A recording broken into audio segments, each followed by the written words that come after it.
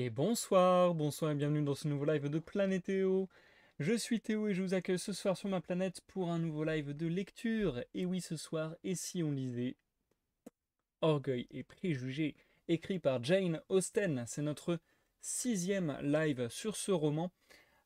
Si vous me regardez en rediffusion sur YouTube, comme d'habitude, vous trouverez dans la barre de lecture de la vidéo ainsi que dans la description des vidéos des timecodes qui vont vous permettre de passer l'introduction et les pauses que j'effectuerai dans ma lecture, sachant que ce soir, je pense que nous allons lire les chapitres 40, 41, 42, faire une pause, lire le chapitre 43 à lui tout seul parce qu'il fait 20 pages, je crois, il est assez long, de nouveau une pause, et enfin terminer avec 2 petits chapitres. Voili, voilou, je meurs de chaud, j'accueille les gens qui me suivent en live. Bonsoir, bonsoir, Trollistuzer. Je sais vraiment pas comment prononcer ton pseudo.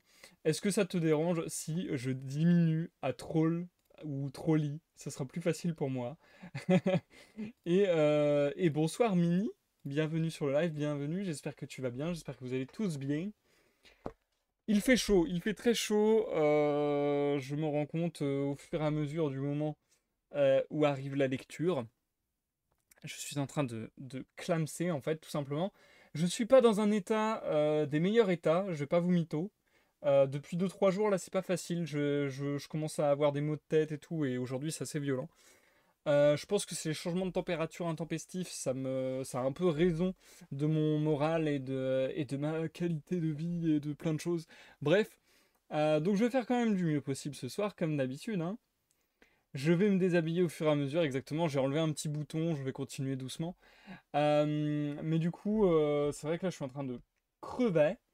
En plus, j'ai eu des petites mauvaises nouvelles qui m'ont démoli, mais bon, bref. On va essayer de se focus sur le bon. En effet, un avis sur One Piece au final nous demande Trolly. En effet, on va focus sur le bon. Il y a eu la sortie de la série One Piece sur Netflix. Je ne vais rien spoiler pour ceux qui désirent la voir, etc. Je vais seulement vous donner mon avis. Je sais que pour certains, déjà avoir un avis, enfin en tout cas moi c'est mon cas, je sais que moi déjà avoir un avis ça me saoule parce que ça m'influence malgré tout dans la perception que j'aurai de l'œuvre. Donc vraiment si vous ne voulez rien savoir de One Piece et de ce que j'en ai pensé, barre de lecture de la vidéo, vous allez directement au chapitre, ou bien si vous êtes en live, bah, bouchez-vous les oreilles, que sais-je. En tout cas, mon avis personnel, pour quelqu'un, voilà, grosso modo, pour vous donner un peu mon background One Piece, j'ai acheté les tomes quand j'étais jeune, pendant des années et des années et des années. Je me suis arrêté au tome 66, pas pour des raisons de goût ou quoi, mais pour des raisons financières, pécuniaires, parce que, bah, l'air de rien, ça coûte cher au bout d'un moment de se faire une aussi grosse collection de mangas. Donc je me suis arrêté, j'ai pas repris sans trop vraiment de raison, voilà. Et maintenant, je me dis que je vais pouvoir reprendre justement. Donc j'ai relu intégralement, je pense que One Piece, je l'ai lu intégralement 2 fois du tome 1 à 66, donc du coup pas intégralement, mais intégralement les tomes que je possède, du tome 1 à 66. Et j'ai dû le lire au moins 4 5 fois du tome 1 à 30, un truc comme ça. Donc voilà, je l'ai quand même poncé pas mal, pas mal.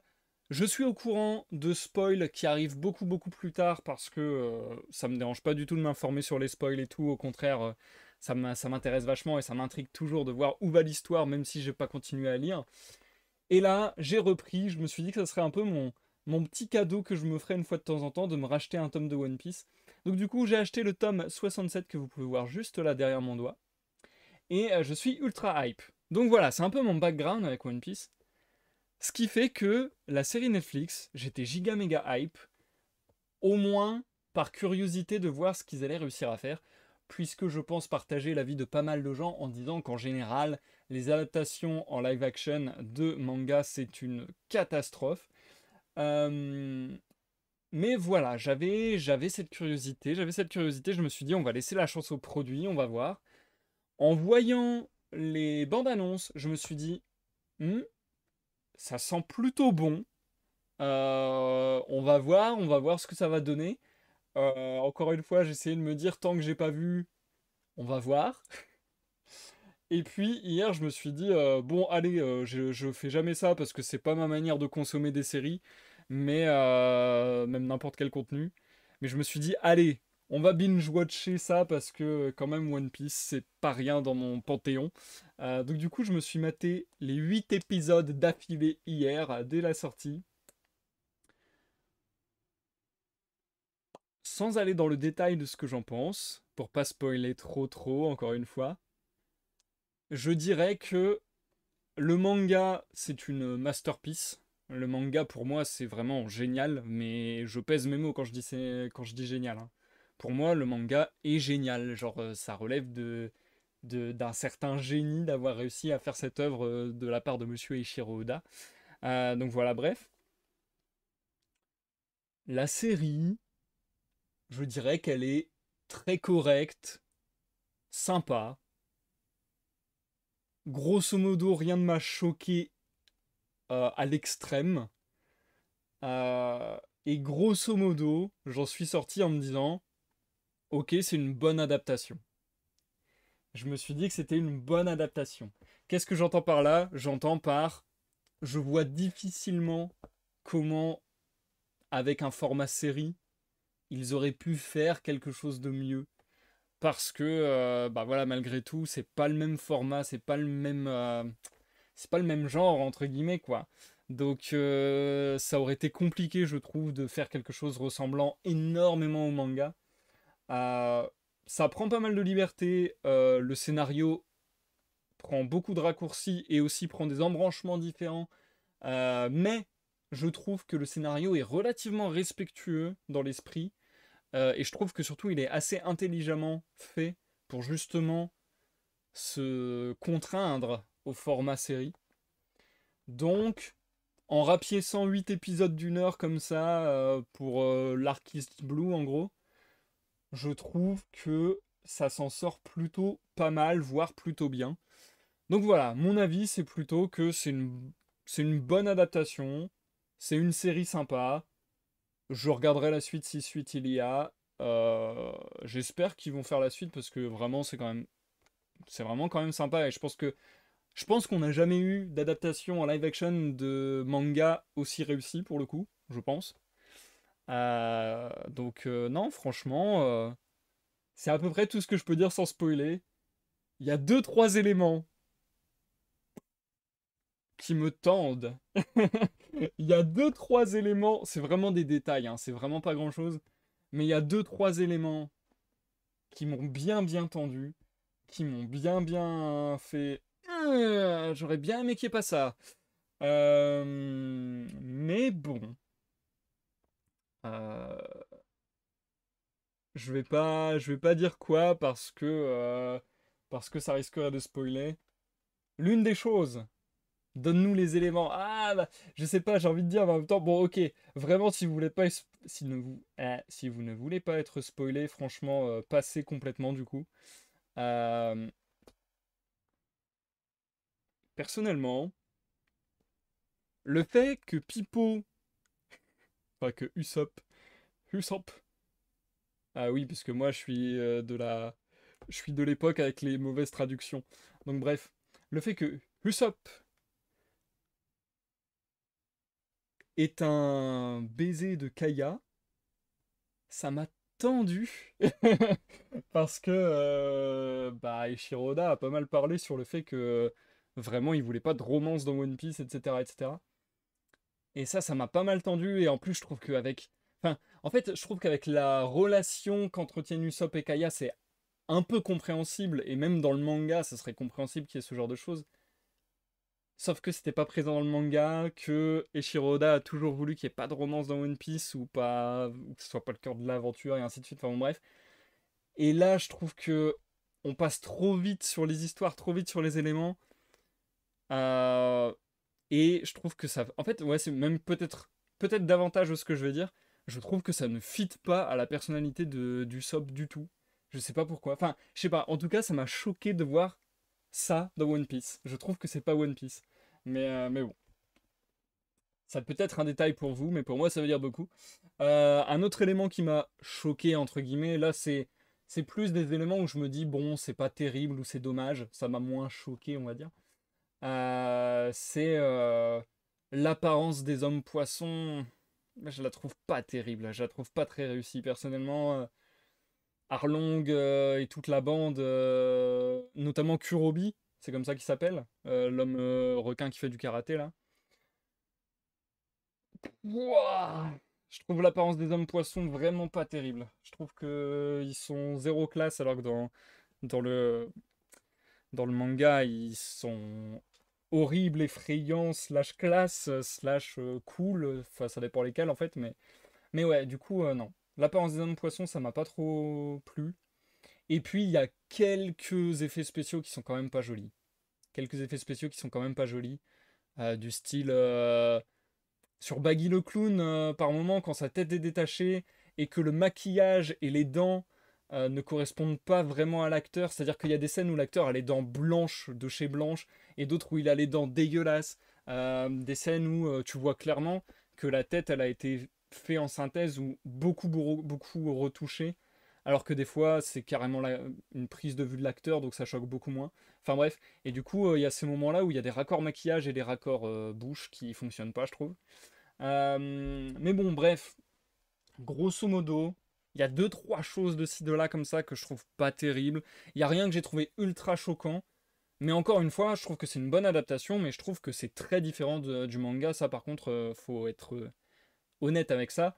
Euh, pour moi, en fait, ce qui est inadaptable du manga de toute manière en live action, c'est que Eiichiro Oda a pensé le manga comme un cartoon. Et pour moi, à moins de faire The Mask, c'est compliqué de faire un cartoon en live action, quoi. Donc franchement, le côté cartoon, le côté humoristique se perd pas mal. Il y a deux trois moments où j'ai quand même un peu souri, où j'ai quand même un peu pouffé, mais je trouve ça vraiment pas aussi drôle que le manga. Et puis sinon, je sais pas moi, en point fort, mais je sais pas qu'est-ce que je pourrais dire en point fort, parce que là j'ai donné un peu ce que je trouvais moins bien, on va dire. En point fort, bah franchement, comme je dis, je trouve que c'est assez intelligemment écrit. Genre, les histoires s'enchaînent de manière assez fluide et tout, c'est bien pensé. Le fait d'avoir utilisé ce qu'on voit dans les mini-aventures du manga pour faire avancer l'histoire au final dans la série, ça, je trouve ça intelligent aussi. Enfin, franchement, dans l'écriture, je trouve que c'est assez intelligent. Euh, Dans les personnages, ils sont pas tous. Ouais, ça dépend desquels. Il y en a qui sont pas super réussis, je trouve, d'autres qui le sont beaucoup plus. Un peu inégal. Truc que j'ai trouvé très très cool, un très bon point positif. J'aurais pas forcément cru d'ailleurs. C'est les chorégraphies. Les chorégraphies de combat, je les ai trouvées super cool. J'ai trouvé vraiment super prenantes et ouais, hyper dynamique et tout. J'ai beaucoup aimé ça. Alors, Trolly qui nous dit, les persos ont été bien changés, je trouve. Quand même, les directions qu'ils veulent leur faire prendre sont clairement pour de la série mainstream plus que pour l'adaptation. J'avoue que je m'attendais à pire pour Baggy quand même. Oui, je comprends. Ton retour. Hmm, en fait, c'est ça. Tu vois, par exemple, le fait du baiser de Usopp, ça m'a saoulé aussi pour ça. Je me suis dit, ah ça y est, c'est une série Netflix, il faut qu'il y ait une romance. C'est ça qui m'a saoulé un peu. D'ailleurs, pas forcément une série Netflix, une série globalement. Je me suis dit, ah ça y est, il y a une série, il faut qu'il y ait une romance. C'est ça plus qui m'a saoulé, je pense. C'est le côté, il faut rentrer dans les cases à fond et dans les normes à fond de ce qui se fait en série, alors que ça aurait été tout aussi cool sans ça, je trouve. Euh, donc il y a ce truc-là qui m'a un peu gavé. Euh, et après, je comprends le côté mainstream, même si, justement, et j'ai été vachement étonné de voir qu'il y a des passages qui sont durs, il y a des passages qui sont durs, il y a des passages qui sont forts, il y a des passages qui sont sanglants, et ça, je m'y attendais pas à ce point. Je m'y attendais pas du tout. Quand c'est arrivé assez tôt dans la série, je me suis dit, cool, ils ont osé aller jusque-là, quoi. Ils ont pas, euh, ils ont pas rendu ça hyper pour enfants, entre guillemets, même si je pense qu'il y a un gros public enfant, l'air de rien, à One Piece. Mais ouais, ça j'avais beaucoup aimé. Donc tu vois, je sais pas, je suis mitigé à la fois, oui, je comprends. Je trouve que oui, il y a des éléments qui tire vers le mainstream pour que bah, ça soit un peu regardable par d'autres personnes que ceux qui ont vu le manga, ce que je comprends aussi. À la fois, est-ce que... je sais pas, enfin, c'est pour ça que je trouve que c'est une bonne adaptation, c'est que franchement, je me dis, avec le format série, ils ont réussi à faire quelque chose qui se tient et qui est bien sympa à regarder, quoi. C'est pas mal ça, je pense. Et qui, dans le détail, n'est pas comme le manga, dans l'esprit, est un cousin du manga, quoi. Genre, bon, on n'est pas dans l'esprit pile poil du manga. Par exemple, la notion de cartoon, elle est pas tant là que ça. La notion d'humour, elle se perd un peu. L'histoire de certains persos, tout ça, bref. Dans l'esprit, ça s'égare sur certains points, peut-être. Mais globalement, je trouve qu'on voit la parenté et qu'elle est compréhensible. Et enfin voilà. Donc je trouve que ça ne déshonore pas l'œuvre originale. Non, franchement, je trouve qu'il y a quelque chose de très cool dans cette série. Et je suis assez curieux de voir une saison 2, si saison 2 il y a. Parce qu'apparemment, la série, elle a coûté ultra cher par contre.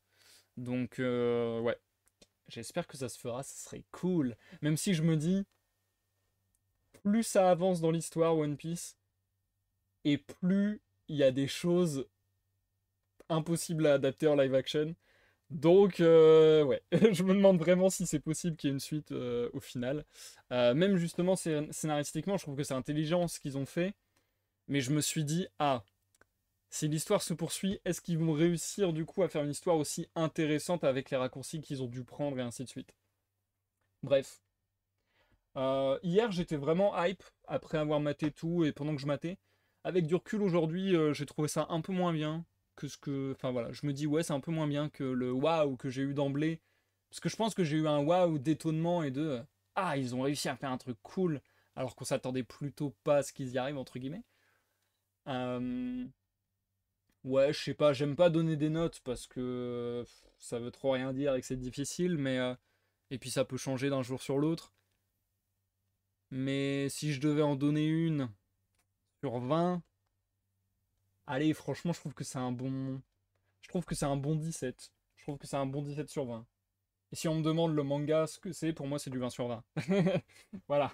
En partant du principe que le manga pour moi c'est du 20 sur 20, la série c'est du 17 sur 20. Santé les amis.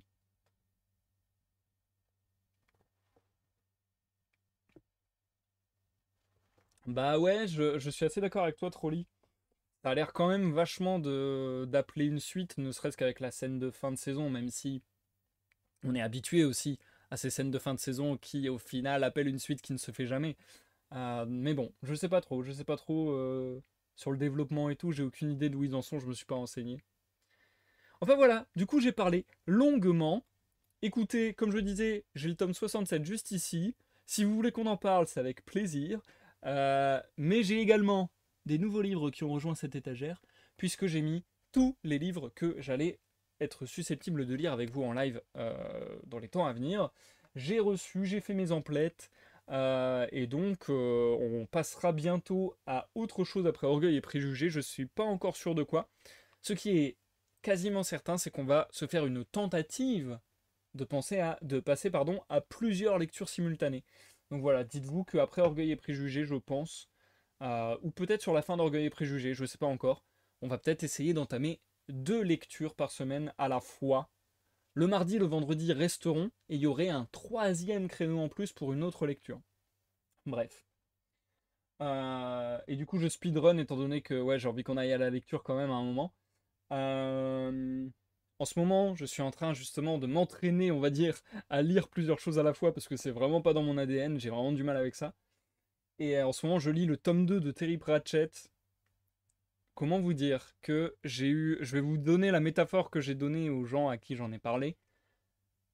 Quand j'étais petit, j'avais les BD de Kid Paddle, les BD de Titeuf. Les premiers tomes étaient plutôt pas très bien dessinés. On sentait qu'ils cherchaient encore leurs personnages et tout. Et au fur et à mesure des tomes, on voyait les dessinateurs améliorer leurs personnages jusqu'à ce qu'ils aient leur forme définitive et que les dessins soient hyper quali et ainsi de suite. Sachant que, dès les premiers tomes, même s'ils se cherchaient, même si les dessins n'étaient pas de la qualité optimale, on va dire, il y avait déjà un truc. Et bah c'est exactement ce que je ressens avec Terry Pratchett. Le premier tome, ça oscillait pour moi entre des passages géniaux et des passages très bons, très corrects. Enfin, très corrects plutôt. Entre des passages géniaux et des passages très corrects. Des moments où j'étais pas du tout emballé, où j'avais du mal à entrer dedans, et des moments où j'étais en mode waouh, ça c'est génial. Le tome 2, c'est tout ça en mieux. Donc le tome 2, je trouve qu'il y a des moments de pur génie, et ça oscille entre ça et un niveau très bon. Donc je suis très très content et très très content de découvrir Terry Pratchett et j'espère pouvoir vous en parler aussi dans le futur un peu plus. Peut-être poursuivre les lectures là-dessus. Et d'ailleurs, il n'est pas exclu que nous en parlions dimanche, puisque dimanche à 14h, nous ferons un live un peu spécial où on va discuter de ma bibliothèque et puis donner des notes à tout ça sur Babelio, même si, vous l'aurez compris, c'est un prétexte pour qu'on discute de ses œuvres. Ça sera également mon Twitch anniversaire. Donc voilà, n'hésitez pas à venir, on va faire la fête, wouhou, ça va être déglingo. Bref, j'ai beaucoup trop parlé dans cette intro, mais en même temps c'est un plaisir aussi de parler avec vous et de partager une fois de temps en temps des petites infos, enfin des infos, des avis, des discussions, tout simplement. C'est un plaisir de partager, c'est un plaisir de parler. Donc voilà, des fois je prends le temps quand même parce qu'on n'est pas à l'usine quoi. Bref, sur ce, je vais m'accrocher pour la lecture de ce soir qui va être un peu longue je crois, notamment à cause de mon état de fatigue. Bien, je te souhaite une bonne écoute Trolli, bonne écoute à tous ceux dans l'ombre du chat et à ceux qui me regardent en rediffusion sur YouTube. Et je vous dis à dans quelques minutes pour la première pause de ce soir. On entame avec 3 chapitres si je ne m'abuse. Je vérifie quand même, c'est bien cela. On est y part. Chapitre 40.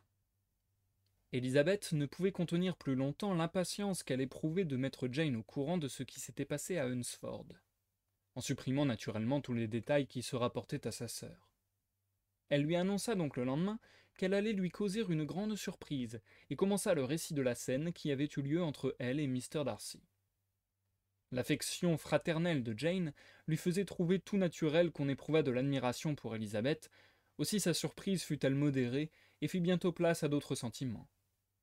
Elle était fâchée que Mr. Darcy eût plaidé sa cause en termes si peu faits pour le servir, mais elle était encore plus désolée de la peine que le refus de sa sœur lui avait causée. Il n'aurait certainement pas dû se montrer si sûr de réussir, mais songez combien cette confiance a augmenté sa déception. Je le regrette infiniment, dit Elisabeth. Mais il a d'autres sentiments qui l'aideront, j'en suis sûre, à se consoler vite. Vous ne me désapprouvez pas de l'avoir refusé. Vous désapprouvez? Oh non. Mais vous me blâmez d'avoir pris le parti de Wickham avec autant de chaleur. Non plus. Je ne vois pas que vous ayez eu tort de dire ce que vous m'avez répété. Vous ne penserez plus de même lorsque vous saurez la suite. Elisabeth, alors, parla de la lettre, et dit tout ce qu'elle contenait concernant Wickham. Quel coup pour la pauvre Jane, qui aurait parcouru le monde entier sans s'imaginer qu'il existât dans toute l'humanité autant de noirceur qu'elle en découvrait en ce moment dans un seul homme. Même la justification de Darcy, qui lui causait une vraie joie, ne put suffire à la consoler de cette triste découverte. Et elle s'acharnait à croire que tout ceci n'était qu'une erreur, et à vouloir innocenter l'un sans accuser l'autre. C'est inutile, dit Elisabeth. Vous ne parviendrez jamais à les transformer en saints tous les deux. Il faut choisir. Leurs vertus et leurs mérites ne sont pas assez abondants pour pouvoir en faire deux parts convenables. Quant à moi, je suis disposé à donner la palme à Mr. Darcy. Mais libre à vous de ne pas m'imiter. Il fallut encore un peu de temps pour que le sourire reparût sur les lèvres de Jane. Jamais je n'ai été aussi bouleversée, dit-elle. Wickham perverti à ce point. C'est à n'y pas croire. Et ce pauvre Mr. Darcy. Pensez à ce qu'il a dû souffrir, en même temps qu'il éprouvait une si grande déception, apprendre la mauvaise opinion que vous aviez de lui, et se voir obligé de vous raconter l'aventure de sa sœur. C'est vraiment trop pénible. Je suis sûr que vous le sentez comme moi. Oh non, mes regrets et ma compassion s'évanouissent quand je vois l'ardeur des vôtres. La sympathie que vous prodiguez à Mr. Darcy me dispense de le plaindre, et si vous continuez à vous apitoyer sur lui, je me sentirais le cœur aussi léger qu'une plume. Pauvre Wickham! Il y a dans sa personne un tel air de droiture, et dans ses manières tant de franchise et de distinction. Il est certain que de ces deux hommes, l'un possède les qualités et l'autre en a l'apparence. Je n'ai jamais trouvé que Mr. Darcy n'en eût pas aussi l'apparence. Il y a un point sur lequel je voudrais votre avis. Faut-il ouvrir les yeux de nos amis sur la véritable personnalité de Wickham? Après avoir réfléchi un instant, je ne vois pas, répondit Jane, la nécessité de le livrer ainsi au mépris général. Vous-même, qu'en pensez-vous? Je crois qu'il vaut mieux se taire. Mr. Darcy ne m'a pas autorisé à publier ses confidences. D'ailleurs, tout ce qui a trait à sa sœur doit être gardé secret. Si j'entreprends d'éclairer l'opinion sur les autres points, on ne me croira pas. Les préventions contre Mr. Darcy sont telles que si j'essayais de le faire voir sous un meilleur jour, la moitié des bonnes gens de Meryton en ferait une maladie. Cette idée me paralyse. Du reste, Wickham va s'en aller. Une fois parti, peu importe que l'on sache ou non ce qu'il est en réalité. Vous avez tout à fait raison. En publiant ses fautes, on pourrait le perdre sans retour. Peut-être se repent-il maintenant de sa conduite et s'efforce-t-il de s'amender. Il ne faut pas l'en décourager. Cette conversation calma l'agitation d'Élisabeth. Déchargée enfin de deux des secrets dont elle avait porté le poids durant cette quinzaine, elle avait le réconfort de sentir maintenant près d'elle une sœur toujours prête à accueillir ses confidences. Toutefois, il y avait encore une chose que la prudence lui interdisait de découvrir. Elle n'osait faire connaître à Jane le reste de la lettre de Mr. Darcy, ni lui révéler la sincérité du sentiment que Mr. Bingley avait eu pour elle. Maintenant qu'elle était au calme, Élisabeth pouvait se rendre compte du véritable état d'esprit de sa sœur. Jane, elle s'en aperçut vite, n'était pas consolée. Elle conservait pour Bingley une tendre affection, et comme son cœur auparavant n'avait jamais été touché, cette inclination avait la force d'un premier amour auquel son âge et son caractère donnaient une constance qu'on ne voit pas d'ordinaire dans les attachements de première jeunesse. Et telle était la ferveur de ses souvenirs et de sa fidélité à l'objet de son choix, qu'il lui fallait toute sa raison et un vif désir de ne chagriner personne pour ne pas s'abandonner à des regrets capables d'altérer sa santé et de troubler la tranquillité des siens. Eh bien, Lizzie, dit un jour Mrs. Bennet, que pensez-vous de cette malheureuse histoire de Jane? Quant à moi, je suis bien décidé à n'en plus parler à personne. Je le disais encore à votre tante Phillips l'autre jour. À ce que j'ai compris, Jane n'a pas vu Mr. Bingley à Londres. Ce jeune homme est vraiment un triste personnage, et je crois qu'il n'y a plus de ce côté aucun espoir pour votre sœur. Il n'est pas question de son retour à Neverfield cet été, m'ont dit les gens qualifiés pour le savoir à qui je l'ai demandé. Je ne crois pas qu'il revienne jamais. Oh, qu'il fasse ce qu'il voudra. Personne lui demande de revenir. Mais je n'en affirme pas moins qu'il s'est fort mal conduit envers ma fille, et qu'à la place de Jane, je ne l'aurais pas supporté. Lorsqu'elle sera morte de chagrin, je suis sûr qu'il regrettera ce qu'il a fait.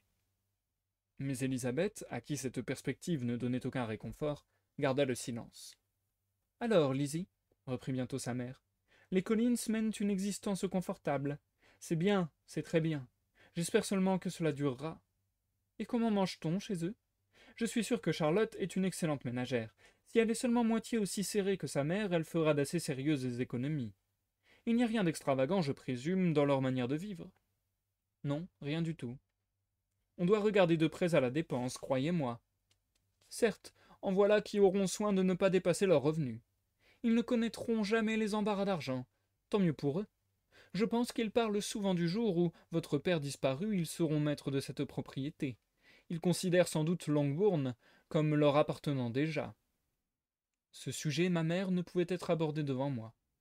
Non, c'eût été plutôt étrange de leur part, mais je ne doute pas qu'ils n'en causent souvent entre eux. Tant mieux si leur conscience leur permet de prendre un domaine qui ne devrait pas leur revenir. Pour ma part, j'aurais honte d'un héritage qui m'arriverait dans de telles conditions. Chapitre 41. La semaine du retour fut vite écoulée. Celle qui suivit devait être la dernière que le régiment passait à Meryton. Toute la jeunesse féminine du voisinage donnait les signes d'un profond abattement. La tristesse semblait universelle. Seules les aînées des demoiselles Bennet étaient encore en état de manger, dormir et vaquer à leurs occupations ordinaires.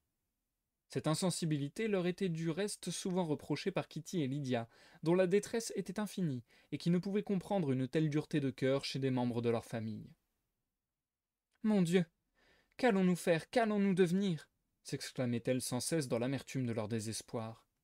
Comment avez-vous le cœur de sourire ainsi, Lizzie ?» Leur mère compatissait à leur chagrin, en se rappelant ce qu'elle avait souffert elle-même 25 ans auparavant, dans de semblables circonstances. Moi aussi, j'ai pleuré 2 jours entiers lorsque le régiment du colonel Millard est parti. Je croyais bien que mon cœur allait se briser. Le mien n'y résistera pas, j'en suis sûre, déclara Lydia. Si seulement on pouvait aller à Brighton, fit Mrs. Bennet. Oui, si on le pouvait, mais papa ne fait rien pour nous être agréable. Quelques bains de mer me rendraient la santé pour longtemps. Et ma tante Phillips est convaincue que cela me ferait aussi le plus grand bien, ajoutait Kitty. Telles étaient les lamentations qui ne cessaient de résonner à Longbourn. Élisabeth aurait voulu en rire, mais cette idée céda bientôt à un sentiment de honte. Elle sentit de nouveau la justesse des appréciations de Darcy, et comprit comme elle ne l'avait point fait encore son intervention dans les projets de son amie.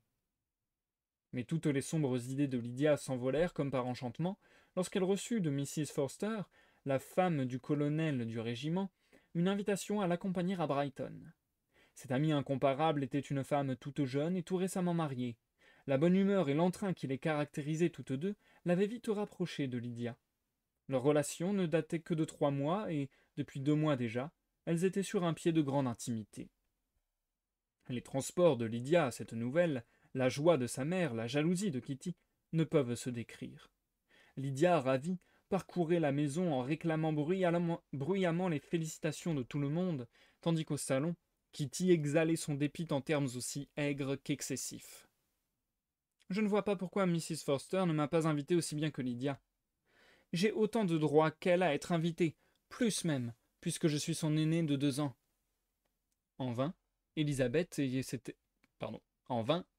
essayait-elle de la raisonner, et Jane de lui prêcher la résignation.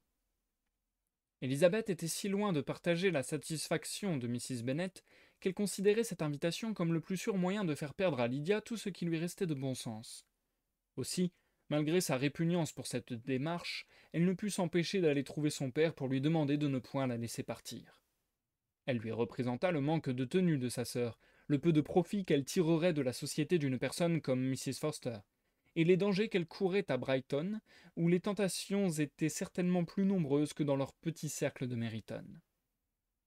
Mr. Bennet, après l'avoir écouté attentivement, lui répondit « Lydia ne se calmera pas tant qu'elle ne sera pas exhibée dans un endroit à la mode. Or, nous ne pouvons espérer qu'elle trouvera une meilleure occasion de le faire avec aussi peu de dépenses et d'inconvénients pour le reste de sa famille. Si vous saviez le tort que Lydia peut nous causer, ou plutôt nous a causé déjà, par la liberté et la hardiesse de ses manières, je suis sûr que vous en jugeriez autrement. » « Le tort que Lydia nous a causé, » répéta Mr. Bennet. « Quoi?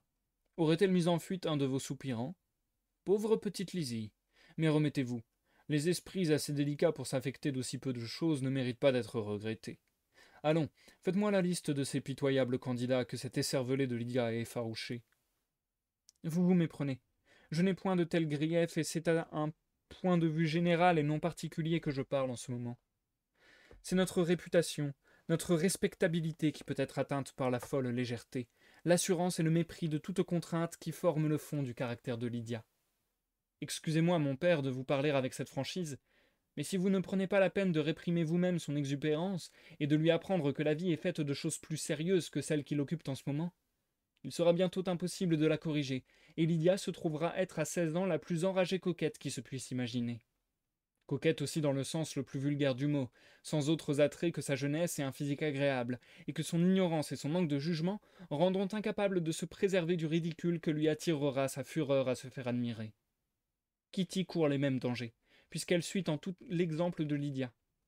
Vaniteuses, ignorantes, frivoles, pouvez-vous croire, mon cher père, qu'elles ne seront pas critiquées et méprisées partout où elles iront, et que souvent, leurs sœurs ne se trouveront pas compromises dans le même jugement?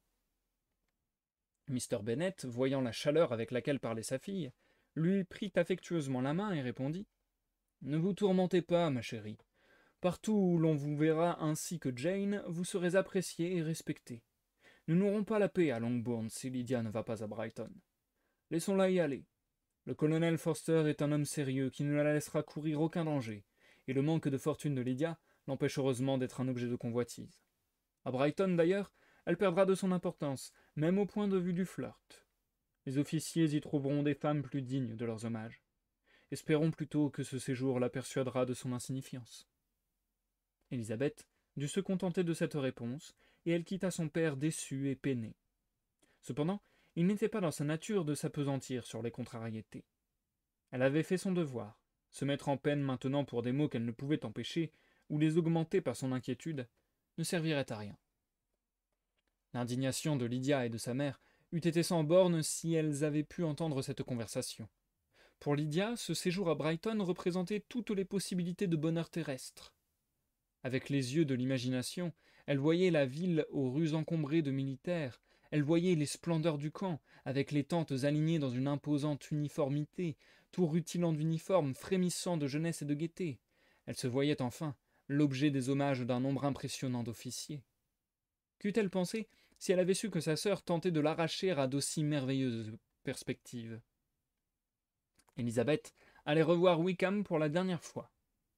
Comme elle l'avait rencontré à plusieurs reprises depuis son retour, cette pensée ne lui causait plus d'agitation. Aucun reste de son ancienne sympathie ne venait non plus la troubler. Elle avait même découvert dans ses manières aimables, qui l'avaient tant charmé naguère, une affectation, une monotonie, qu'elle jugeait maintenant fastidieuse.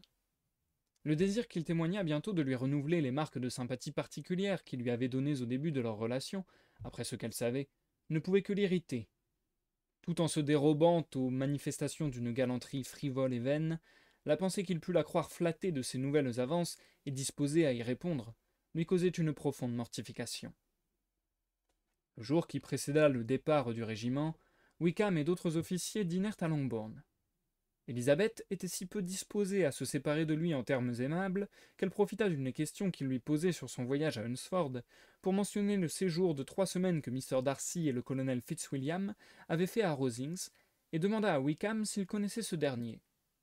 Un regard surpris, ennuyé, inquiet même, accueillit cette question.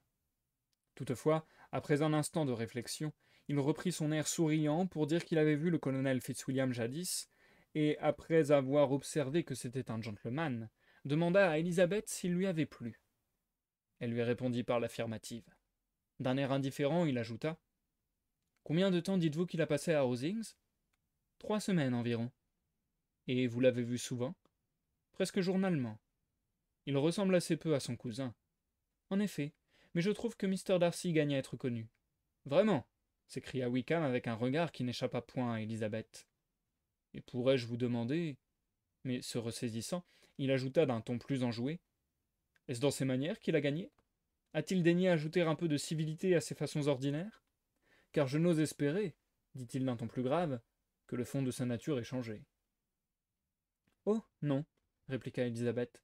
Sur ce point, je crois qu'il est exactement le même qu'autrefois. » Wickham parut se demander ce qu'il fallait penser de ce langage énigmatique, et il prêta une attention anxieuse à Élisabeth pendant qu'elle continuait.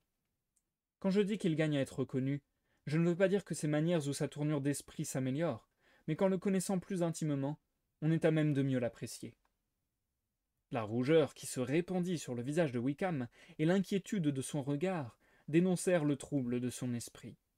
Pendant quelques minutes, il garda le silence, puis, dominant son embarras, il se tourna de nouveau vers Élisabeth et, de sa voix la plus persuasive, lui dit « Vous qui connaissez mes sentiments à l'égard de Mr. Darcy, vous pouvez comprendre facilement ce que j'éprouve. Je me réjouis de ce qu'il ait la sagesse de prendre ne serait-ce que les apparences de la droiture. Son orgueil, dirigé dans ce sens, peut avoir d'heureux effets, sinon pour lui, du moins pour les autres, en le détournant d'agir avec la déloyauté dont j'ai tant souffert pour ma part. J'ai peur seulement qu'il n'adopte cette nouvelle attitude que lorsqu'il se trouve devant sa tante dont l'opinion et le jugement lui inspirent une crainte respectueuse. Cette crainte a toujours opéré sur lui. Sans doute faut-il en voir la cause dans le désir qu'il a d'épouser Miss de Bourgh, car je suis certain que ce désir lui tient fort à cœur. » Élisabeth, à ces derniers mots, ne put réprimer un sourire, mais elle répondit seulement par un léger signe de tête.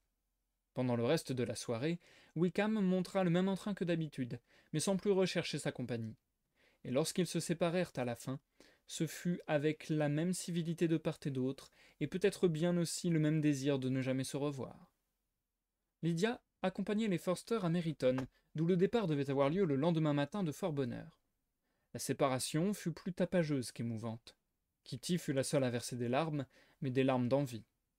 Mrs. Bennet, prolixe en vœux de joyeux séjours, enjoignit avec force à sa fille de ne pas perdre une occasion de s'amuser, conseil qui, selon toute apparence, ne manquerait pas d'être suivi. Et, dans les transports de joie de Lydia, se perdirent les adieux plus discrets de ses sœurs.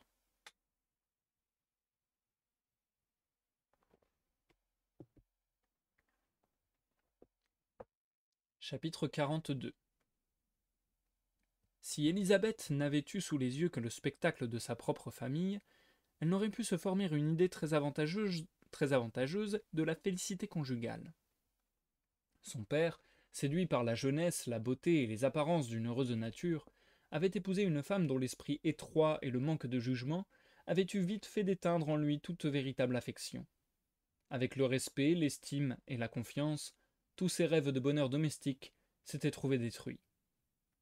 Mr. Bennet n'était pas homme à chercher un réconfort dans ces plaisirs auxquels tant d'autres ont recours pour se consoler de déceptions causées par leur imprudence. Il aimait la campagne, les livres, et ses goûts furent la source de ses principales jouissances.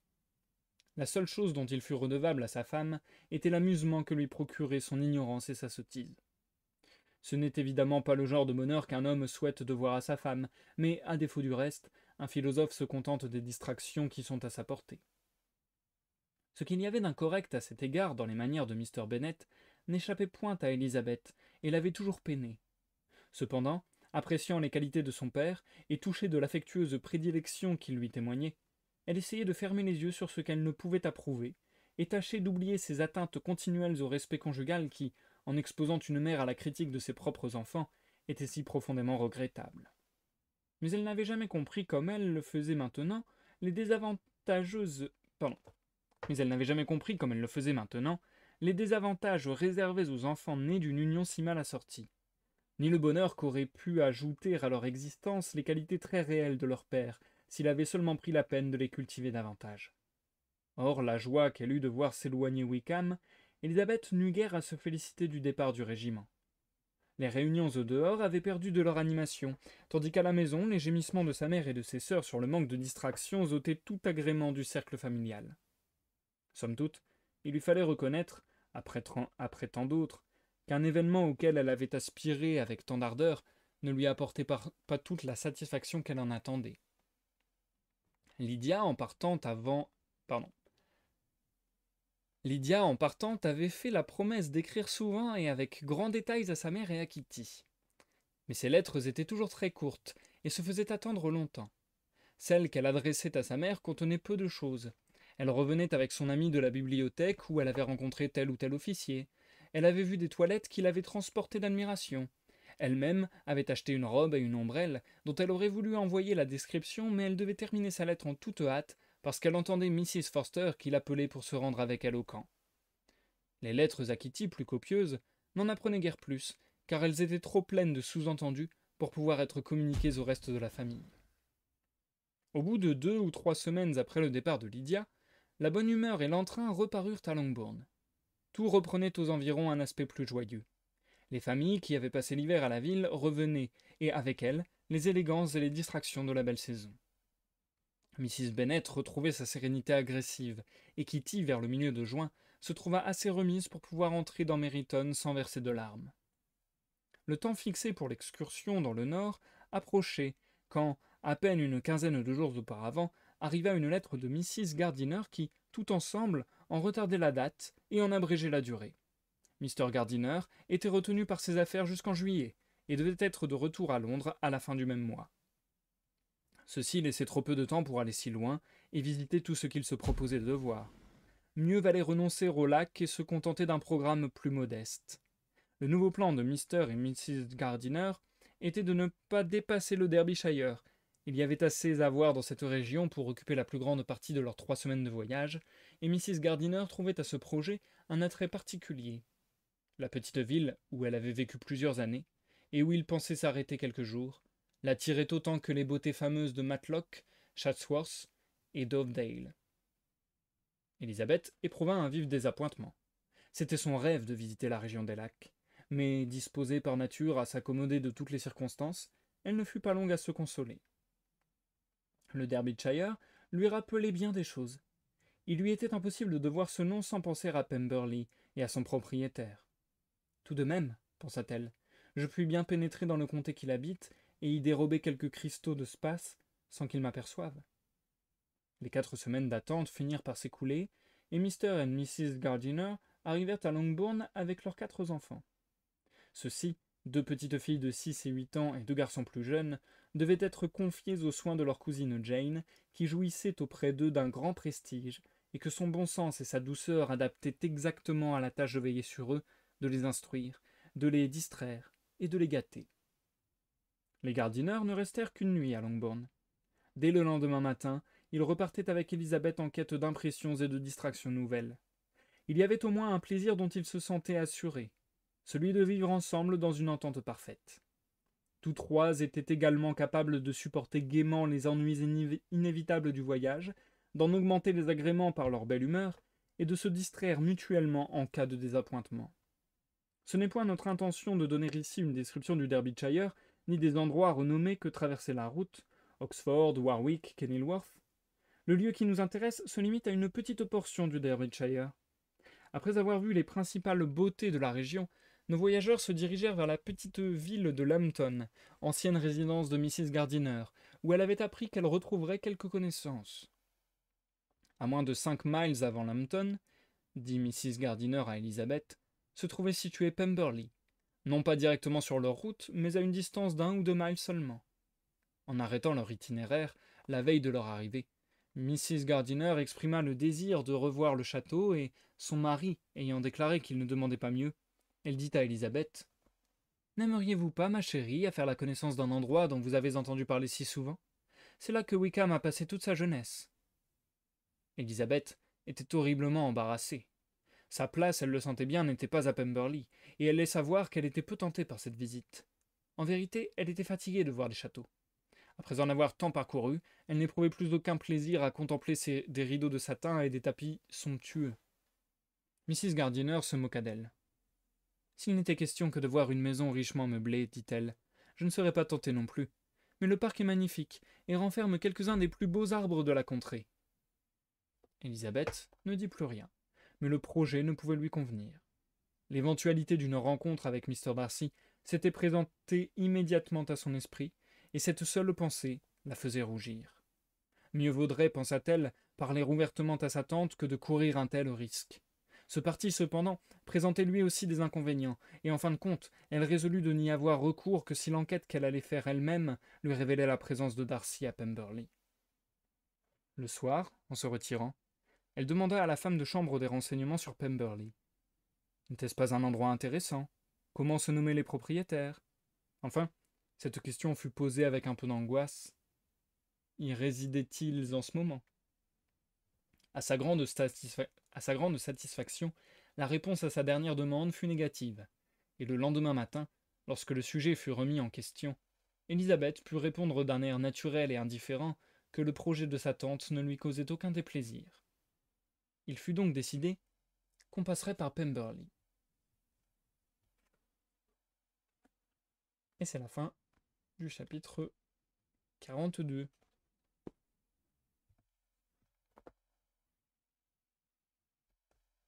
Nous marquons une courte pause, les amis.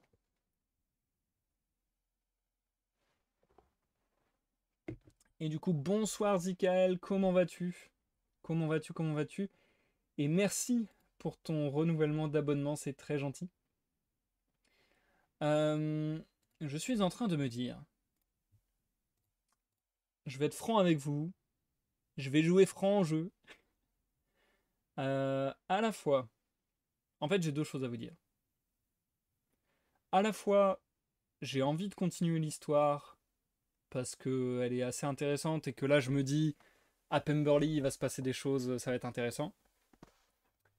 Pas mal l'icône des 4 ans, ouais c'est vrai que t'as débloqué ça, ouais je me disais bien qu'elle avait changé. Je suis content qu'elle te plaise. Donc oui, à la fois j'ai envie de poursuivre parce que là je me dis qu'on va être à un endroit intéressant et tout. Et à la fois j'avais prévu de faire beaucoup plus long ce live. À la fois, je vous avoue que je suis mais fatigué. J'ai un coup de barre et j'ai mal au crâne, c'est assez énervé. ce que je pense faire, c'est que je pensais vous lire le chapitre 43, puis 44-45. Je pense que je vais un peu me forcer, entre guillemets, ou enfin voilà, que je vais essayer de tenir le coup sur le chapitre 43. Et puis à la fin du chapitre 43, je déciderai de est-ce que je vous lis la suite ou pas. Je m'arrêterai peut-être un peu plus tôt que ce que j'avais prévu ce soir. Parce que là, je vous avoue que j'ai vraiment un mal de crâne énervé, quoi. Et une fatigue assez balèze. Donc voilà, j'ai pas envie que ça joue sur ma qualité de lecture, tout ça, donc je préfère m'arrêter si besoin se fait sentir. Plutôt cool, les chapitres qu'on vient de lire. Je pense qu'on est quand même dans des chapitres de transition, encore une fois. On est sur des retours de voyage, des départs et ainsi de suite. Euh, les dialogues entre Elizabeth et Jane sont toujours intéressants. Le petit paragraphe sur Mr. Bennett, il est... Pouah, il est compliqué, hein. À la fois, il est très intéressant, c'est grave cool d'avoir un narrateur capable de dire de son personnage ok, ben mon personnage, il est bien aimé parce qu'il a des qualités, parce que ceci, parce que cela, mais aussi il se conduit pas bien avec un tel et tout. Enfin, c'est cool justement, je trouve, de montrer le côté multifacette d'un personnage. Il n'est pas monolithique. C'est-à-dire que à la fois, et sa fille, donc Elisabeth, est capable de s'en rendre compte aussi. À la fois, son père est plein de qualités, elle l'adore pour plein de raisons, et ainsi de suite. Et à la fois, elle voit qu'il fait un peu défaut à sa mère, et ainsi de suite. Enfin bref. Donc franchement, je trouve que la manière de raconter de Jane Austen est très intéressante parce que c'est pas tant, comment je vais dire, manichéen que ça. Il y a beaucoup de nuances en fait. Il y a beaucoup de nuances, il y a beaucoup de complexité au final dans les personnages. Bien qu'on puisse se dire de base, ok, ils vont être orgueilleux et avoir des préjugés, ce qui est le cas pour pas mal d'entre eux, bah, il y a quand même une complexité, je trouve, un peu plus profonde une fois qu'on a dépassé la surface. Et ça, je suis pas sûr qu'on s'y attende forcément. Moi, comme je vous disais, mon a priori, mon gros a priori, avant que je ne connaisse l'œuvre, c'était de me dire orgueil et préjugés, ça va être romantique gnangnan, et voilà. En fait, non, je trouve qu'il y a une certaine subtilité dans la manière qu'a Jane Austen d'écrire les personnages. Et de voir que une personne ne reste pas strictement la même personne selon son entourage, selon ses rapports, etc. Je trouve ça très intéressant. Et du coup, bonsoir, il n'y a pas écrit Becca Sissi original, original comme pseudonyme. Bienvenue sur ce live. Et écoutez, je pense que on va poursuivre assez rapidement. Je suis en train de mourir de chaud et comme je vous le disais, j'ai un peu mal au crâne, donc je pense que je vais vous lire le chapitre 43 qui est à lui seul nous fera une partie de lecture complète. Et je pense que on se retrouve soit pour une pause, soit pour la fin prématurée de ce live parce que voilà. Je préfère ne pas poursuivre en risquant de rendre la lecture moins quali. Bien, bonne écoute à tous du coup. Bonne écoute Trolly, si tu es toujours parmi nous, Zikael. Il n'y a pas écrit BK ici. Il me fait trop rire ton pseudo. Bonne écoute à tous ceux dans l'ombre du chat et à ceux qui me regardent en rediffusion sur YouTube. Et à tout à l'heure, soit pour l'outro, soit pour la dernière pause de ce soir. On est y part.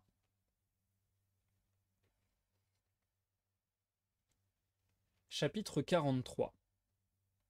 Dans la voiture qui l'emportait avec son oncle et sa tante, Elisabeth guettait l'apparition des bois de Pemberley avec une certaine émotion. Et lorsqu'ils franchirent la grille du parc, elle se sentit un peu troublée. Le parc était très vaste et d'aspect extrêmement varié. Ils y avaient pénétré par la partie la plus basse.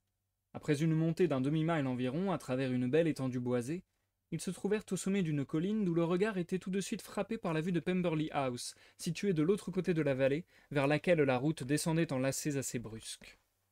Le château, grande et belle construction en pierre, se dressait avantageusement sur une petite éminence derrière laquelle s'étendait une chaîne de hautes collines boisées. Devant le château coulait une rivière assez importante que d'habiles travaux avaient encore élargie, mais sans donner à ses rives une apparence artificielle. Élisabeth était émerveillée.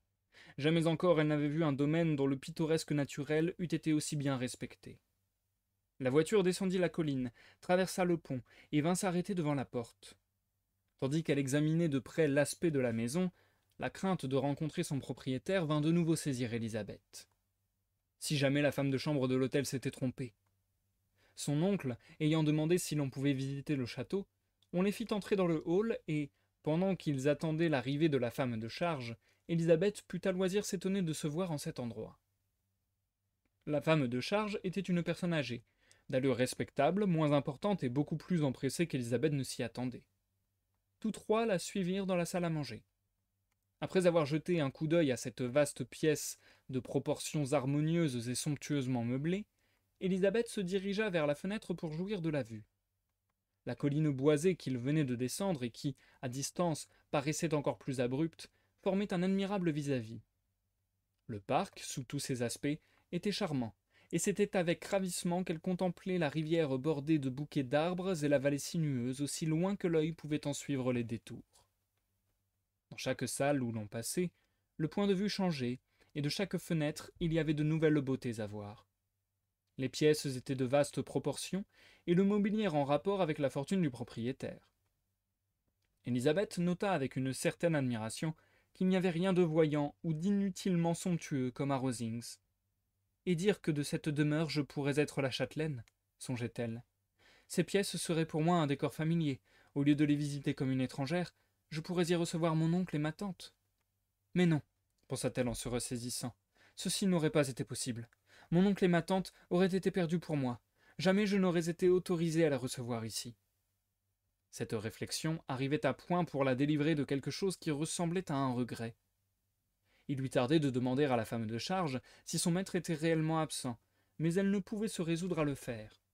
Enfin, la question fut posée par son oncle, auquel Mrs. Reynolds répondit affirmativement en ajoutant « Mais nous l'attendons demain avec plusieurs amis. » Quelle chance, songea Élisabeth, que notre excursion n'ait point été retardée d'une journée. Sa tante l'appelait à cet instant pour lui montrer, parmi d'autres miniatures suspendues au-dessus d'une cheminée, le portrait de Wickham, et, comme elle lui demandait en souriant ce qu'elle en pensait, la femme de charge s'avança. Ce portrait, leur dit-elle, était celui d'un jeune gentleman, fils d'un régisseur de son défunt maître, que celui-ci avait fait élever à ses frais. « Il est maintenant dans l'armée, ajouta-t-elle, mais je crains qu'il n'ait pas fort bien tourné. » Mrs. Gardiner regarda sa nièce avec un sourire qu'Élisabeth ne put lui retourner. « Voici maintenant le portrait de mon maître, dit Mrs. Reynolds, en désignant une autre miniature. Il est fort ressemblant. Les deux portraits ont été faits à la même époque, il y a environ 8 ans.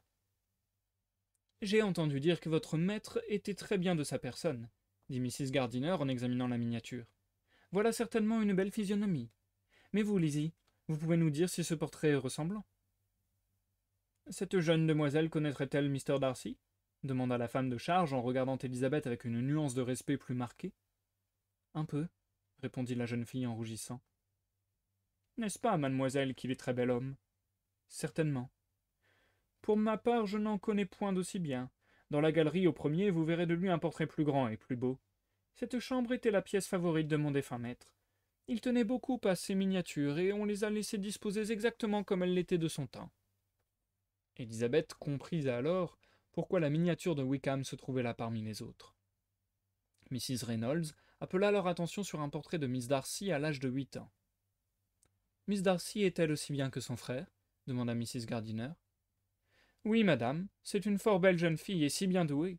Elle fait de la musique et chante toute la journée.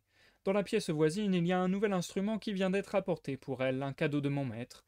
Elle arrive demain avec lui. » Mr. Gardiner, toujours aimable et plein d'aisance, encourageait ce bavardage par ses questions et ses remarques. Soit fierté, soit attachement, Mrs. Reynolds avait évidemment grand plaisir à parler de ses maîtres.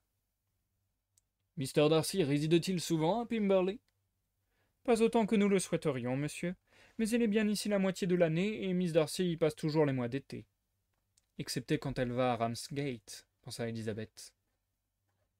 Si votre maître se mariait, il passerait sans doute plus de temps à Pemberley. Probablement, monsieur. Mais quand cela arrivera-t-il? Je ne connais pas de demoiselle qui soit assez bien pour lui. Mr. et Mrs. Gardiner sourirent. Elizabeth ne put s'empêcher de dire « Assurément, ce que vous dites est tout à son honneur. » Je ne dis que la vérité, et ce que peuvent vous répéter tous ceux qui le connaissent, insista Mrs. Reynolds. Elizabeth trouva qu'elle allait un peu loin, et sa surprise redoubla quand elle l'entendit ajouter « Je n'ai jamais eu de lui une parole désagréable, et quand je suis entrée au service de son père, il n'avait pas plus de 4 ans. » Cette louange, plus encore que la précédente, dérouta Elizabeth. Que Darcy eût un caractère difficile, c'est de quoi, jusque-là, elle avait eu la ferme conviction. Elle souhaitait vivement en entendre davantage, et fut très reconnaissante à son oncle de faire cette réflexion. Il y a peu de gens dont on puisse en dire autant. Vous avez de la chance d'avoir un tel maître. Oui, monsieur, je sais bien que je pourrais faire le tour du monde sans en rencontrer un meilleur, mais il n'a fait que tenir ce qu'il promettait dès son enfance. C'était le caractère le plus aimable et le cœur le plus généreux qu'on pût imaginer. Son père était un homme excellent, dit Mrs. Gardiner. Oui, madame, c'est la vérité, et son fils lui ressemble, il est aussi bon pour les malheureux. Elizabeth s'étonnait, doutait, et désirait toujours en entendre plus. Ce que Mrs. Reynolds pouvait raconter au sujet des tableaux, des dimensions des pièces ou de la valeur du mobilier, n'avait plus pour elle aucun intérêt.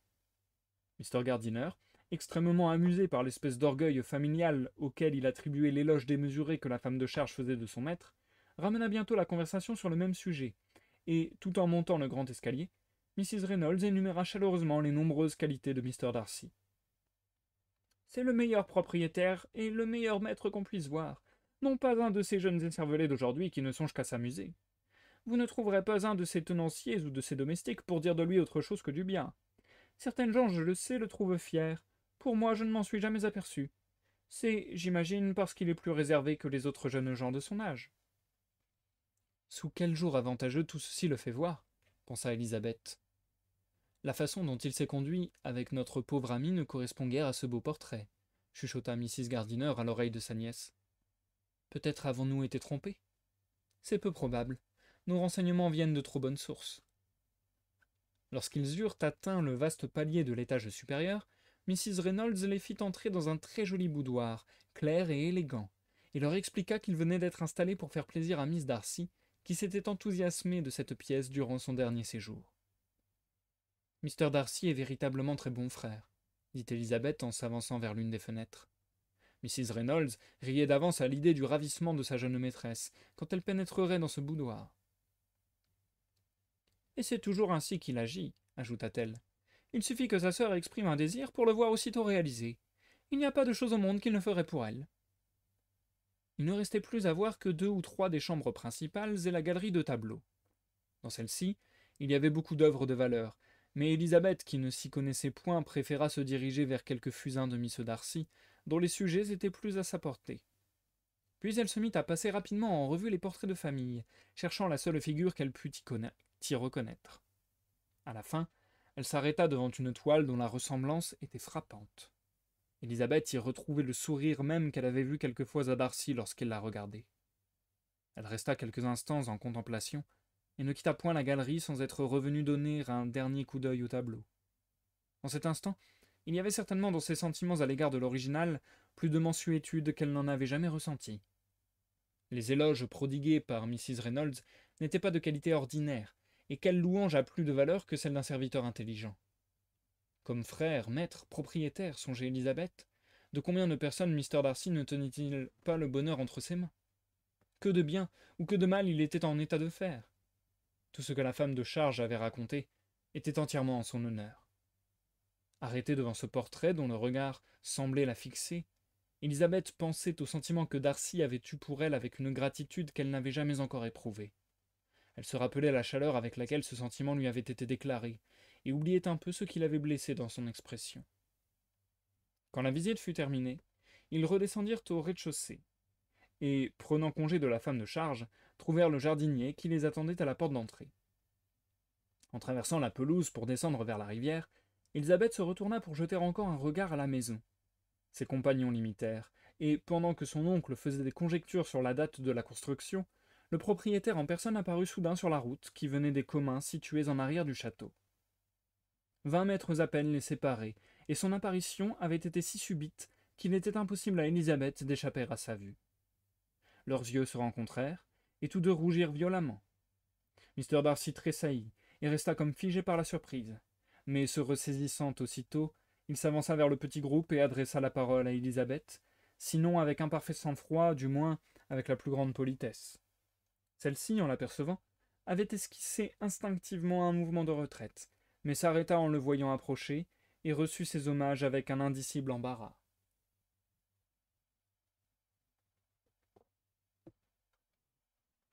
Mr. et Mrs. Gardiner devinèrent fatalement qu'ils avaient sous les yeux Mr. Darcy lui-même, grâce à sa ressemblance avec le portrait, grâce aussi à l'expression de surprise qui se peignit sur le visage du jardinier à la vue de son maître. Ils restèrent tous deux un peu à l'écart pendant qu'ils s'entretenaient avec leur nièce. Celle-ci, étonnée et confondue, osait à peine lever les yeux sur lui, et répondait au hasard aux questions courtoises qu'il lui posait sur sa famille. Tout étonnée du changement survenu dans ses manières depuis qu'elle ne l'avait vu, elle sentait à mesure qu'il parlait croître son embarras.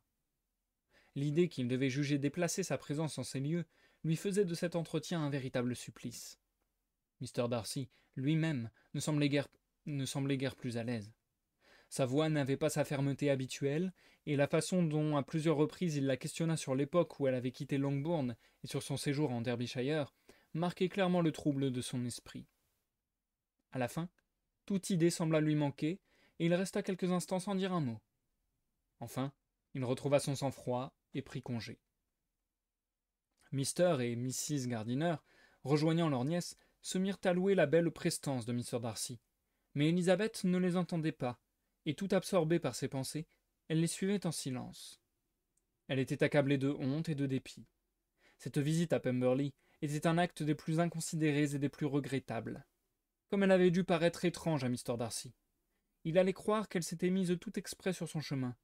Quelle fâcheuse interprétation pouvait en concevoir un homme aussi orgueilleux? Pourquoi? Oh, pourquoi était-elle venue? Et lui-même, comment se trouvait-il là un jour plus tôt qu'on ne l'attendait? Élisabeth ne cessait de rougir en déplorant la mauvaise chance de cette rencontre. Quant au changement si frappant des manières de Mr. Darcy, que pouvait-il signifier?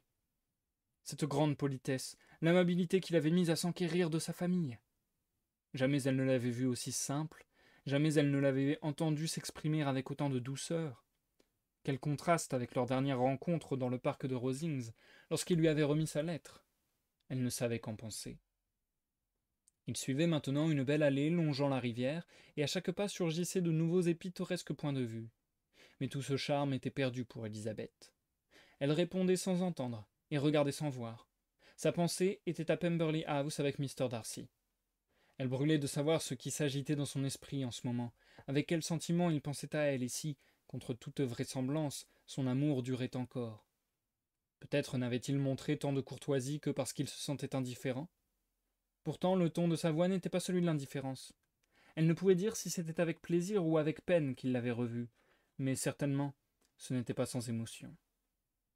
À la longue, les remarques de ses compagnons sur son air distrait la tirèrent de ses pensées, et elle sentit la nécessité de retrouver sa présence d'esprit. Bientôt, les promeneurs s'enfoncèrent dans les bois et, disant adieu pour un moment au bord de l'eau, gravirent quelques-uns des points les plus élevés d'où des éclaircies leur donnaient des échappées ravissantes sur la vallée, sur les collines d'en face recouvertes en partie par des bois, et par endroits sur la rivière. Mr. Gardiner, ayant exprimé le désir de faire tout le tour du parc, il lui fut répondu avec un sourire triomphant que c'était une affaire de 10 miles. Un tel chiffre trancha la question, et l'on poursuivit le circuit ordinaire qui, après une descente à travers bois, les ramena sur le bord de l'eau. La vallée, à cet endroit, se resserrait en une gorge qui ne laissait de place que pour la rivière et l'étroit sentier qui la longeait à travers le taillis. Élisabeth aurait bien désiré en suivre les détours, mais quand ils eurent traversé le pont et se furent rendus compte de la distance qui les séparait encore du château, Mrs. Gardiner, qui était médiocre marcheuse, ne se soucia pas d'aller plus loin, et sa nièce dut se résigner à reprendre sur l'autre rive le chemin le plus direct. Le retour s'accomplit lentement.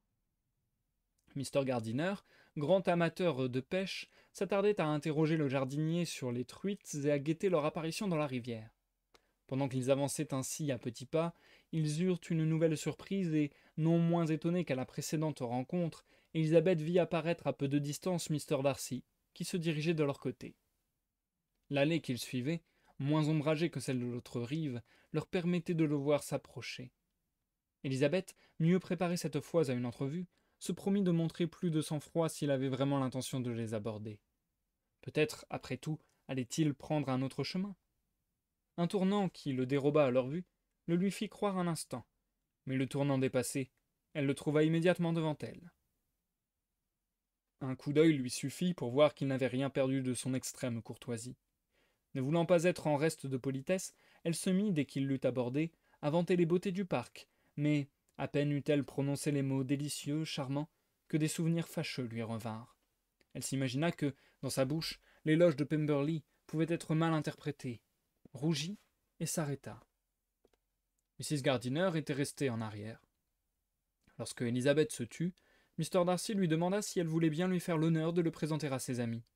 Nullement préparée à une telle requête, elle put à peine réprimer un sourire, car il demandait à être présenté aux personnes mêmes dont il considérait la parenté humiliante pour son orgueil, quand il lui avait fait la déclaration de ses sentiments. Quelle va être sa surprise, pensait-elle, il les prend sans doute pour des gens de qualité. La présentation fut faite aussitôt, et en mentionnant le lien de parenté qui l'unissait à ses compagnons, elle regarda furtivement Mr. Darcy pour voir comment il supporterait le choc. Il le supporta vaillamment, bien que sa surprise fût évidente, et, loin de fuir, il rebroussa chemin pour les accompagner et se mit à causer avec Mr. Gardiner. Elizabeth exultait. À sa grande satisfaction, Mr. Darcy pouvait voir qu'elle avait des parents dont elle n'avait pas à rougir.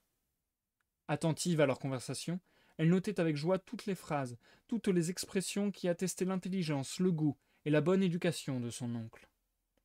La conversation tomba bientôt sur la pêche, et elle entendit Mr. Darcy, avec la plus parfaite amabilité, inviter Mr. Gardiner à venir pêcher aussi souvent qu'il le voudrait durant son séjour dans le voisinage, offrant même de lui prêter des lignes et lui indiquant les endroits les plus poissonneux. Mrs. Gardiner, qui donnait le bras à sa nièce, lui jeta un coup d'œil surpris. Elizabeth ne dit mot, mais ressentit une vive satisfaction. C'était à elle que s'adressaient toutes ces marques de courtoisie. Son étonnement, cependant, était extrême, et elle se répétait sans cesse. Quel changement extraordinaire! Comment l'expliquer? Ce n'est pourtant pas moi qui en suis cause. Ce ne sont pas les reproches que je lui ai faits à Hunsford qui ont opéré une telle transformation. C'est impossible qu'il m'aime encore. Ils marchèrent ainsi pendant quelque temps, Mrs. Gardiner et sa nièce en avant, et les deux messieurs à l'arrière-garde. Mais après être descendus sur la rive pour voir de plus près une curieuse plante aquatique, il se produisit un petit changement. Mrs. Gardiner, fatiguée par l'exercice de la matinée, et trouvant le bras d'Elizabeth insuffisant pour la soutenir, préféra s'appuyer sur celui de son mari. Mr. Darcy prit place auprès de sa nièce, et ils continuèrent à marcher côte à côte. Après une courte pause, ce fut la jeune fille qui rompit le silence. Elle tenait à ce qu'il apprit qu'en venant à Pemberley, elle se croyait sûre de son absence. Aussi commença-t-elle par une remarque sur la soudaineté de son arrivée. « Car votre femme de charge, ajouta-t-elle, nous avait informé que vous ne seriez pas ici avant demain, et, d'après ce qu'on nous avait dit à Bakerville, nous avions compris que vous n'étiez pas attendu si tôt. » Mr. Darcy reconnut que c'était exact. Une question à régler avec son régisseur l'avait obligé à devancer de quelques heures ses compagnons de voyage. « Ils me rejoindront demain matin de bonne heure, continua-t-il, et vous trouverez parmi eux plusieurs personnes qui seront heureuses de renouer connaissance avec vous, Mr. Bingley et ses sœurs. » Elizabeth s'inclina légèrement sans répondre. D'un saut, sa pensée se reportait brusquement au soir où, pour la dernière fois, le nom de Mr. Bingley avait été prononcé par eux. Si elle en jugeait par la rougeur de son compagnon, la même idée avait dû lui venir aussi à l'esprit. « Il y a une autre personne, reprit-il après un court silence, qui désire particulièrement vous connaître. Me permettrez-vous, si ce n'est pas indiscret, de vous présenter ma sœur pendant votre séjour à Lambton ?» Interdite par cette demande, Elizabeth y répondit sans savoir au juste dans quels termes. Elle sentait que le désir de la sœur avait dû être inspiré par le frère, et sans aller plus loin, cette pensée la remplissait de satisfaction. Il lui était agréable de voir que Mr. Darcy n'avait pas été amené par la rancune à concevoir d'elle une mauvaise opinion. Ils avançaient maintenant en silence, chacun plongé dans ses pensées. Bientôt ils distancèrent les Gardiner et, quand ils arrivèrent à la voiture, ils avaient une avance d'au moins un quart de mille. Mr. Darcy offrit à Élisabeth d'entrer au château, mais elle déclara qu'elle n'était pas fatiguée, et ils demeurèrent sur la pelouse. Le silence, à un moment où ils auraient pu se dire tant de choses, devenait embarrassant. Élisabeth se rappela qu'elle venait de voyager, et ils parlèrent de Matlock et de Dovedale avec beaucoup de persévérance. Mais Élisabeth trouvait que le temps et sa tante avançaient bien lentement, et sa patience, ainsi que ses idées, étaient presque épuisées lorsque ce tête-à-tête prit fin. Mr. et Mrs. Gardiner les ayant rejoints, Mr. Darcy les pressa d'entrer au château et d'accepter quelques rafraîchissements.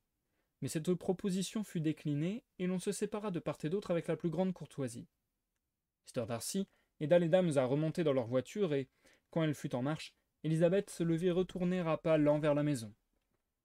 Son oncle et sa tante se mirent aussitôt à parler de Mr. Darcy. L'un et l'autre le déclarèrent infiniment mieux qu'ils ne s'y seraient attendus. « C'est un parfait gentleman, aimable et simple, » dit Mr. Gardiner. « Il y a bien un peu de hauteur dans sa physionomie, » reprit sa femme, « mais elle n'est que dans l'expression, et ne lui sied pas mal.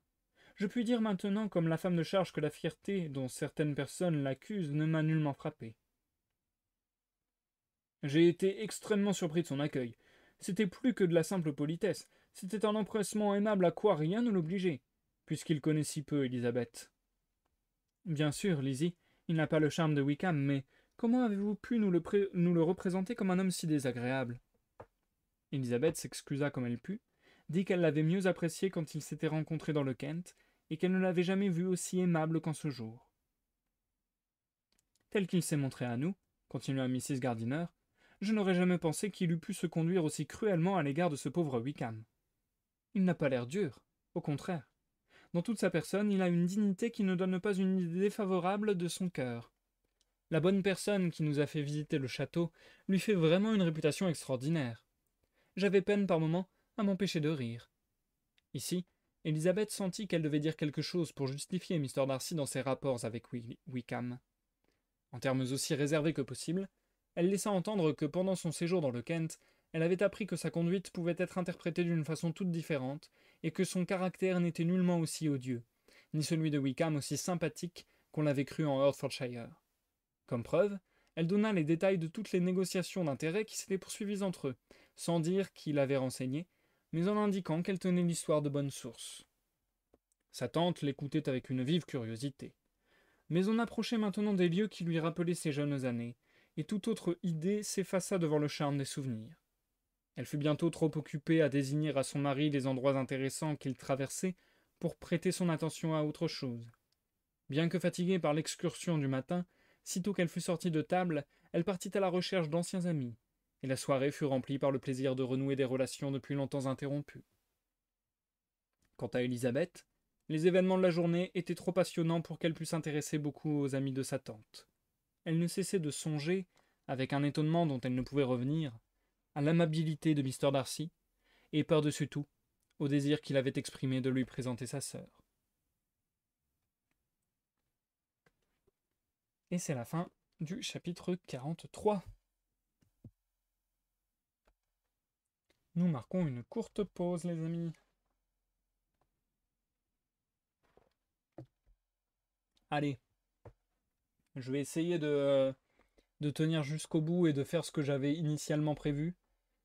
On va essayer de poursuivre le live, on va essayer de relire encore 3 chapitres. Non, 2 chapitres d'ailleurs. En plus, je me rappelle qu'ils font que 10 pages à eux deux.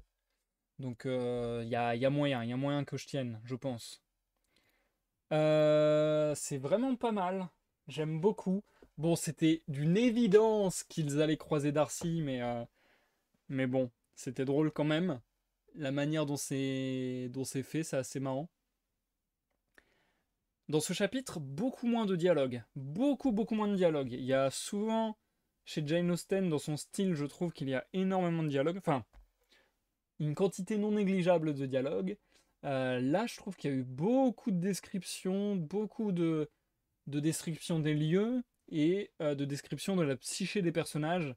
Ce qui était très intéressant du coup, parce que je trouve qu'il y avait un truc un peu contenu comme ça, et quelque part qui retranscrivait bien le trouble interne d'Élisabeth, et peut-être de Darcy aussi, et même des Gardiner en fait, ce trouble interne de mince, on est confronté à des choses totalement différentes des idées qu'on s'était préconçues et ainsi de suite. Donc vraiment ce côté préjugé du titre de l'œuvre ressortait beaucoup ici dans voilà dans ce doute, dans ce questionnement de mais mince, qu'est-ce qui est en train de se passer? Est-ce que je me suis fait des mauvaises idées sur un tel? Donc c'était très intéressant la manière dont c'était écrit, je trouve. Je vois vraiment une grosse différence avec le reste de l'œuvre. Euh, Après, c'est vrai que, petit bémol si je peux dire, je trouve que aux yeux du lecteur, on sent pas tellement. Alors je sais pas, peut-être que vous aurez pas eu le même ressenti, mais je trouve qu'aux yeux du lecteur, on sent pas tellement le revirement de Darcy. Personnellement, je vois pas tellement en quoi Darcy a beaucoup changé en fait. Alors est-ce que c'est uniquement la perception qu'elle a de Darcy qui change? Je sais pas. Est-ce que c'est un discours là-dessus quelque part? Je sais pas trop. Mais c'est vrai que ça, mon petit bémol, je trouve que ça se sent pas tellement que Darcy a changé. Euh, Par contre, on comprend vachement bien, je trouve, la scène de mince, on est. Enfin, en fait, d'Elisabeth qui panique un petit peu et qui, quelque part, semble tomber amoureuse sous le charme, qui panique et qui sait pas à quoi penser, qui sait pas si elle a été correcte par le passé, si elle a le droit d'avoir ses sentiments quelque part, si elle a le droit de se faire ses réflexions et ainsi de suite. Donc, ouais, le trouble est très présent et bien imagé, je trouve. Même la scène de présentation du château avec tous les tableaux et tout, je trouve que ça fait tellement film. Ça fait tellement film. Cette scène un petit peu d'une personne qui va se s'arrêter devant un tableau, se tomber en admiration devant le propriétaire et un peu avoir une sorte de coup de foudre ou j'en sais rien. Enfin voilà, avoir la révélation de de la beauté, du sublime d'une personne. Donc c'est assez marrant. Je trouve qu'il y a des trucs comme ça que, comment dire, qu'on pourrait retrouver dans ce genre de film, de ce genre de série. Et comme je dis à chaque fois, c'est ultra intéressant de voir que la littérature a marqué énormément de son empreinte les arts futurs. Ouais, franchement, je trouve ça très intéressant. Quand je dis 12 000 fois très, c'est que j'arrive plus à réfléchir. Je suis claqué, j'ai mal au crâne, je suis fatigué. Je pense que je vais enchaîner rapidement la lecture. Je vous lis les 10 pages et je vous dis bonne nuit le plus vite possible parce que je crois que je vais aller me pieuter très tôt ce soir. Allez, on est reparti tant que j'ai encore un peu d'énergie, tant que j'en ai un peu sous le capot.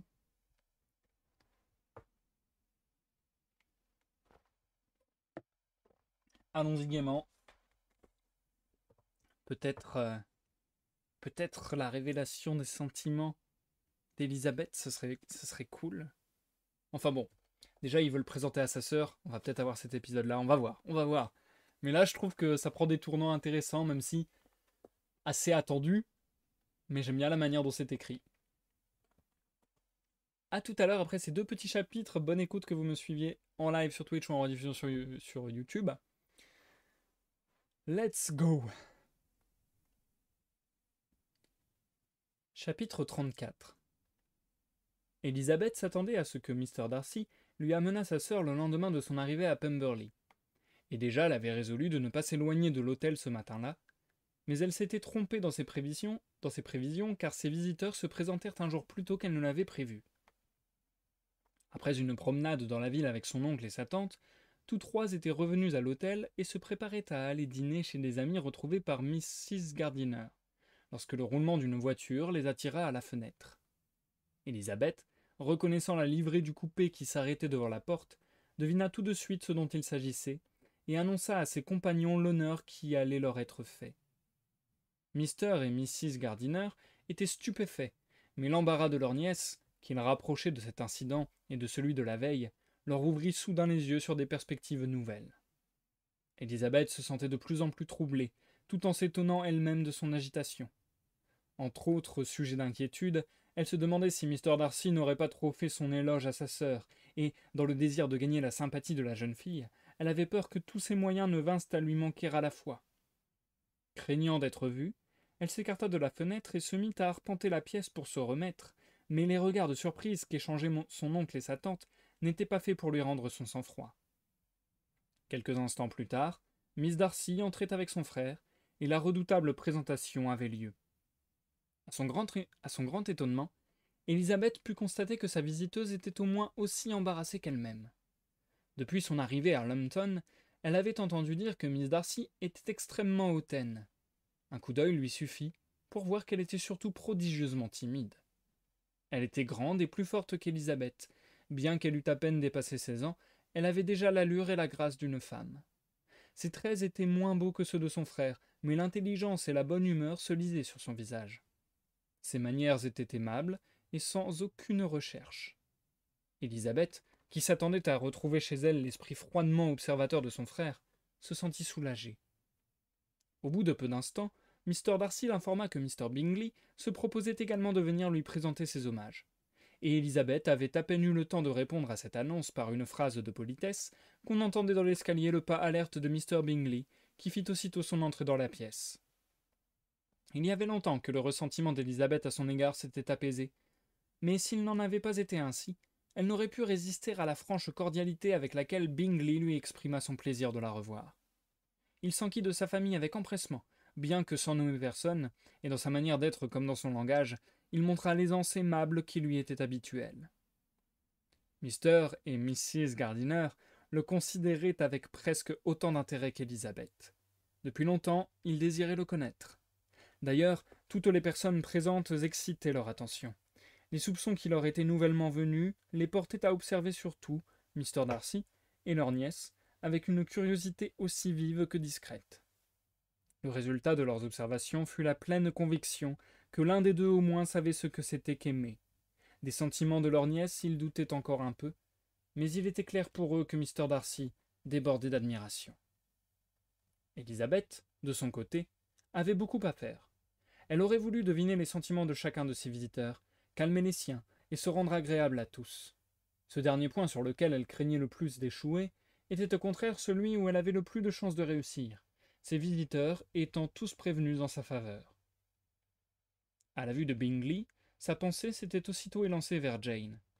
Combien elle aurait souhaité savoir si la pensée de Bingley avait pris la même direction. Elle crut remarquer qu'il parlait moins qu'autrefois, et, à une ou deux reprises pendant qu'il la regardait, elle se plut à imaginer qu'il cherchait à découvrir une ressemblance entre elle et sa sœur. Si tout ceci n'était qu'imagination, il y avait du moins un fait sur lequel elle ne pouvait s'abuser. C'était l'attitude de Bingley vis-à-vis de Miss Darcy, la prétendue rivale de Jane. Rien dans leur manière ne semblait marquer un attrait spécial les deux jeunes gens l'un pour l'autre. Rien ne se passa entre eux qui fût de nature à justifier les espérances de Miss Bingley. Élisabeth saisit, au contraire, deux ou trois petits faits qui lui semblèrent attester chez Mr. Bingley un sentiment persistant de tendresse pour Jane, le désir de parler de choses se rattachant à elle, et, s'il l'eût osé, de prononcer son nom.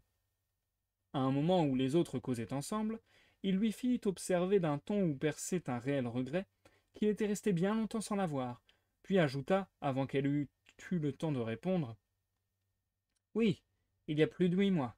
Nous ne nous sommes pas rencontrés depuis le 26 novembre, date à laquelle nous dansions tous à Neverfield. » Élisabeth fut heureuse de constater que sa mémoire était si fidèle.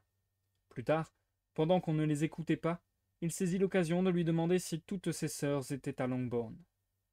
En elle-même, cette question et l'observation qui l'avait précédée étaient peu de choses, mais l'accent de Bingley leur donnait une signification. C'était seulement de temps à autre qu'Élisabeth pouvait tourner les yeux vers Mr. Darcy. Mais chaque coup d'œil le lui montrait avec une expression aimable, et quand il parlait, elle ne pouvait découvrir dans sa voix la moindre nuance de hauteur. En le voyant ainsi plein de civilité non seulement à son égard, mais à l'égard de membres de sa famille qu'il avait ouvertement dédaignés, et en se rappelant leur orageux entretien au presbytère de Hunsford, le changement lui semblait si grand et si frappant qu'Élisabeth avait peine à dissimuler son profond étonnement. Jamais encore dans la société de ses amis de Neverfield, ou dans celle de ses nobles parentes de Rosings, elle ne l'avait vu si désireux de plaire, et si parfaitement exempt de fierté et de raideur. La visite se prolongea plus d'une demi-heure. et en se levant pour prendre congé, Mr. Darcy pria sa sœur de joindre ses instances aux siennes pour demander à leur hôte de venir dîner à Pemberley avant de quitter la région. Avec une nervosité qui montrait le peu d'habitude qu'elle avait encore de faire des invitations, Miss Darcy s'empressa d'obéir. Mrs. Gardiner regarda sa nièce. N'était-ce pas elle que cette invitation concernait surtout? Mais Élisabeth avait détourné la tête.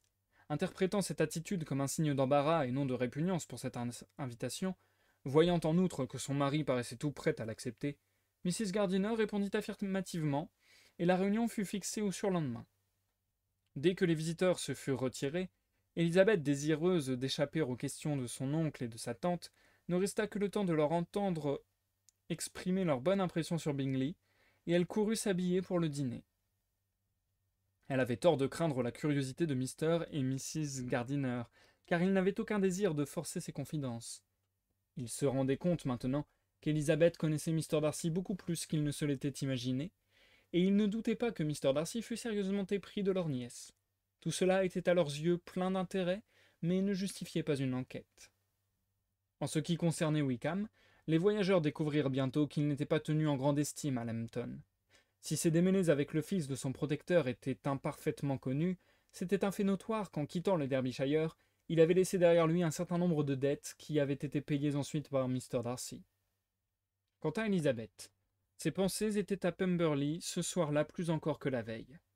La fin de la journée lui parut longue, mais ne le fut pas encore assez pour lui permettre de déterminer la nature exacte des sentiments qu'elle éprouvait à l'égard d'un des habitants du château, et elle resta éveillée 2 bonnes heures, cherchant à voir clair dans son esprit.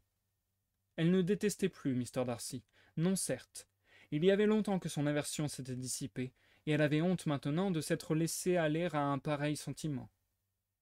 Depuis quelque temps, déjà, elle avait cessé de lutter contre le respect que lui inspiraient ses indéniables qualités, et sous l'influence du témoignage qui lui avait été rendu la veille, et qui montrait son caractère sous un jour si favorable, ce respect se transformait en quelque chose d'une nature plus amicale, mais au-dessus de l'estime, au-dessus du respect, il y avait en elle un motif nouveau de sympathie qui ne doit pas être perdu de vue. C'était la gratitude. Elle était reconnaissante à Darcy, non seulement de l'avoir aimé, mais de l'aimer encore assez pour lui pardonner l'impétuosité et l'amertume avec lesquelles elle avait accueilli sa demande, ainsi que les accusations injustes qu'elle avait jointes à son refus. Elle eût trouvé naturel qu'il l'évitât comme une ennemie, et voici que dans une rencontre inopinée, il montrait au contraire un vif désir de voir se renouer leur relation. De l'air le plus naturel, sans aucune assiduité indiscrète, il essayait de gagner la sympathie des siens et cherchait à la mettre elle-même en rapport avec sa sœur. L'amour seul, et un amour ardent, pouvaient chez un homme aussi orgueilleux expliquer un tel changement, et l'impression qu'Élisabeth en ressentait était très douce, mais difficile à définir. Elle éprouvait du respect, de l'estime et de la reconnaissance. Elle souhaitait son bonheur. Elle aurait voulu seulement savoir dans quelle mesure elle désirait que ce bonheur dépendît d'elle, et si elle aurait raison d'user du pouvoir qu'elle avait conscience de posséder encore pour l'amener à se déclarer de nouveau. Il avait été convenu le soir entre la tante et la nièce que l'amabilité vraiment extraordinaire de Miss Darcy, venant les voir le jour même de son arrivée, réclamait d'elle une démarche de politesse, et elles avaient décidé d'aller lui faire visite à Pemberley le lendemain. Mr. Gardiner partit lui-même ce matin-là peu après le breakfast. On avait reparlé la veille des projets de pêche, et il devait retrouver vers midi quelques-uns des hôtes du château au bord de la rivière.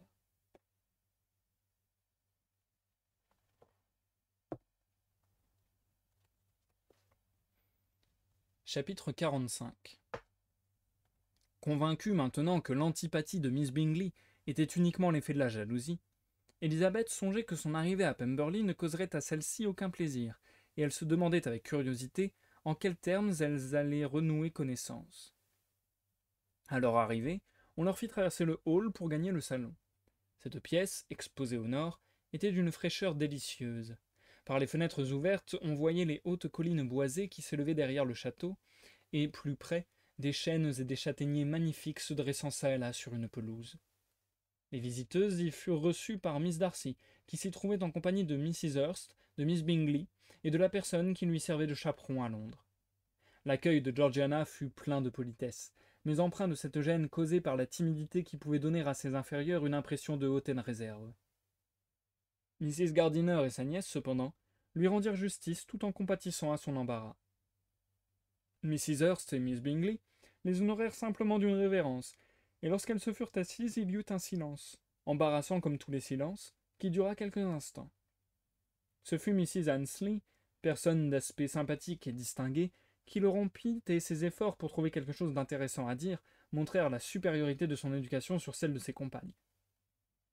La conversation parvint à s'établir entre elles, et Mrs. Gardiner, avec un peu d'aide du côté d'Elizabeth, Miss Darcy paraissait désireuse d'y prendre part, et risquait de temps à autre une courte phrase quand elle avait le moins de chance d'être entendue. Elizabeth s'aperçut bientôt qu'elle était étroitement observée par Miss Bingley, et qu'elle ne pouvait dire un mot à Miss Darcy sans attirer immédiatement son attention. Cette surveillance ne l'aurait pas empêchée d'essayer de causer avec Georgiana, sans la distance incommode qui les séparait l'une de l'autre. Mais Elizabeth ne regrettait pas d'être dispensée de parler beaucoup. Ses pensées suffisaient à l'occuper. À tout moment, elle s'attendait à voir apparaître le maître de la maison, et ne savait si elle le souhaitait ou si elle le redoutait davantage. Après être restée un quart d'heure sans ouvrir la bouche, Miss Bingley surprit Elizabeth en la questionnant d'un ton froid sur la santé de sa famille. Ayant reçu une réponse aussi brève et aussi froide, elle retomba dans son mutisme. L'arrivée de domestiques apportant une collation composée de viande froide, de gâteaux et des plus beaux fruits de la saison, amena une diversion. Il y avait là de quoi occuper agréablement tout le monde, et de belles pyramides de raisins, de pêches et de brugnons rassemblèrent toutes les dames autour de la table. À cet instant, Elizabeth put être fixée sur ses sentiments par l'entrée de Mr. Darcy dans le salon. Il revenait de la rivière, où il avait passé quelque temps avec Mr. Gardiner et 2 ou 3 hôtes du château, et les avait quittés seulement quand il avait appris que Mrs. Gardiner et sa nièce se proposaient de faire visite à Georgiana. Dès qu'il apparut, Elizabeth prit la résolution de se montrer parfaitement calme et naturelle, résolution d'autant plus sage, sinon plus facile à tenir, qu'elle sentait éveiller les soupçons de toutes les personnes présentes et que tous les yeux étaient tournés vers Mr. Darcy dès son entrée pour observer son attitude. Aucune physionomie ne reflétait une curiosité plus vive que celle de Miss Bingley, en dépit des sourires qu'elle prodiguait à l'un de ceux qui en étaient l'objet, car la jalousie ne lui avait pas enlevé tout espoir, et son empressement auprès de Mr. Darcy restait le même.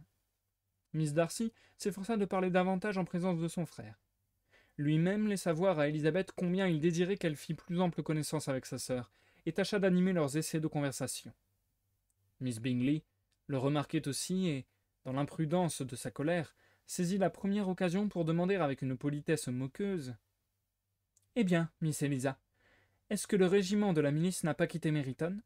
Ce doit être une grande perte pour votre famille. » En présence de Mr. Darcy, elle n'osa pas prononcer le nom de Wickham, mais Elizabeth comprit tout de suite que c'était à lui que Miss Bingley faisait allusion, et les souvenirs que ce nom éveillait la troublèrent un moment. Un effort énergique lui permit de répondre à cette attaque d'un ton suffisamment détaché. Tout en parlant, d'un coup d'œil involontaire, elle vit Darcy le visage plus coloré, lui jeter un regard ardent, tandis que sa sœur, saisie de confusion, n'osait même pas lever les yeux.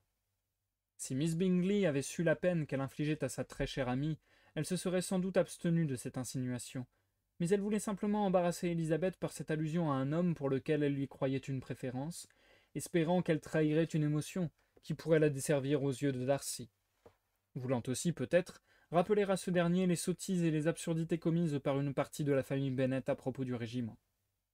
Du projet d'enlèvement de Miss Darcy, elle ne savait pas un mot. L'air tranquille d'Elizabeth calma vite l'émotion de Mr. Darcy, et comme Miss Bingley, désappointée, n'osa faire une allusion plus précise à Wickham, Georgiana se remit aussitôt peu à peu, mais pas assez pour retrouver le courage d'ouvrir la bouche avant la fin de la visite. Son frère, dont elle n'osait rencontrer le regard, avait presque oublié ce qui la concernait en cette affaire, et l'incident calculé pour le détourner d'Elizabeth semblait au contraire avoir fixé sa pensée sur elle avec plus de confiance qu'auparavant. La visite prit fin peu après. Pendant que Mr. Darcy accompagnait Mrs. Gardiner et sa nièce jusqu'à leur voiture, Miss Bingley, pour se soulager, se répandit en critiques sur Elizabeth, sur ses manières et sa toilette, mais Georgiana se garda bien de lui faire écho. Pour accorder ses bonnes grâces, elle ne consultait que le jugement de son frère qui était infaillible à ses yeux.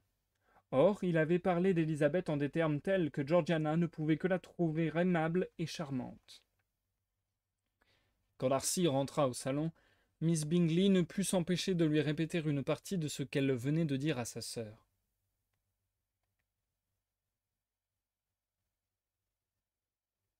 Comme Eliza Bennet a changé depuis l'hiver dernier, elle a bruni et perdu toute finesse. nous disions à l'instant, Louisa et moi, que nous ne l'aurions pas reconnu. Quel que fût le déplaisir causé à Mr. Darcy par ces paroles, il se contenta de répondre qu'il ne remarqua chez Élisabeth d'autre changement que le hâle de son teint, conséquence assez naturelle d'un voyage fait au cœur de l'été. Pour ma part, répliqua Miss Bingley, j'avoue que je n'ai jamais pu découvrir chez elle le moindre attrait. Elle a le visage trop mince, le teint sans éclat, ses traits n'ont aucune beauté, son nez manque de caractère, et quant à ses yeux, que j'ai entendu parfois tellement vanter, je ne leur trouve rien d'extraordinaire. Ils ont un regard perçant et désagréable que je n'aime pas du tout, et toute sa personne respire une suffisance intolérable. Convaincue comme elle l'était de l'admiration de Darcy pour Élisabeth, Miss Bingley s'y prenait vraiment bien mal pour lui plaire. Mais la colère est souvent mauvaise conseillère, et tout le succès qu'elle obtint, et qu'elle méritait, fut d'avoir blessé Darcy. Il gardait toutefois un silence obstiné, et comme si elle avait résolu à toute fin de le faire parler, elle poursuivit. Quand nous l'avons vue pour la première fois en Hertfordshire, je me rappelle à quel point nous avions été surprises d'apprendre qu'elle était considérée là-bas comme une beauté. Je vous entends encore nous dire, un jour où elle était venue à Netherfield, « Jolie Miss Elizabeth Bennet, autant dire que sa mère est une femme d'esprit. » Cependant, elle a paru faire ensuite quelques progrès dans votre estime, et il fut même un temps, je crois, où vous la trouviez assez bien. En effet, répliqua Darcy, incapable de se contenir plus longtemps. Mais c'était au commencement, car voilà bien des mois que je la considère comme une des plus jolies femmes de ma connaissance. Là-dessus, il sortit, laissant Miss Bingley savourer la satisfaction de lui avoir fait dire ce qu'elle désirait le moins entendre. Mrs. Gardiner et Elizabeth, pendant leur retour, parlèrent de tout ce qui s'était passé pendant la visite, excepté de ce qui les intéressait davantage l'une et l'autre. Elles échangèrent leurs impressions sur tout le monde, sauf sur celui qui les occupait le plus. Elles parlèrent de sa sœur, de ses amis, de sa maison, de ses fruits, de tout, excepté de lui-même. Cependant, Elizabeth brûlait de savoir ce que sa tante pensait de Mr. Darcy, et Mrs. Gardiner aurait été infiniment reconnaissante à sa nièce si elle avait entamé ce sujet la première.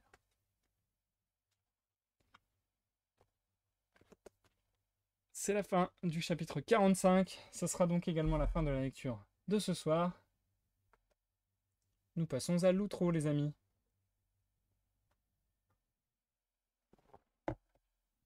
Et je vais faire court sur cet outro parce que j'ai vraiment mal à la tête. De fou. J'ai ce phénomène, je sais pas si vous avez déjà vécu ça.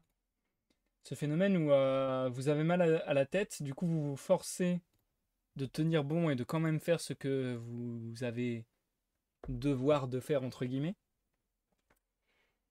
Et du coup ce mal de tête se transforme en sorte de fièvre, en sorte de chaleur de fou.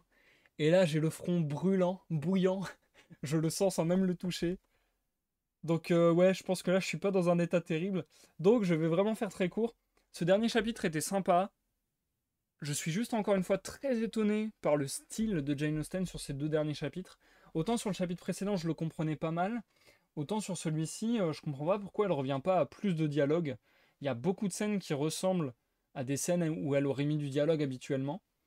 C'est très bizarre. J'ai l'impression sur ce dernier chapitre, sur ces deux derniers chapitres, mais surtout sur le dernier, qu'elle a changé de style et que c'est limite, c'est mon ressenti, hein, mais que c'est limite si d'un coup elle s'est empressée de... Je trouve que ça fait plus bâclé, entre guillemets, comme si elle avait pas voulu délayer ses passages, qu'elle avait juste voulu aller à l'essentiel et dire oh, j'ai la flemme de décrire tout ça dans le détail, je veux dire en gros ce qui se passe.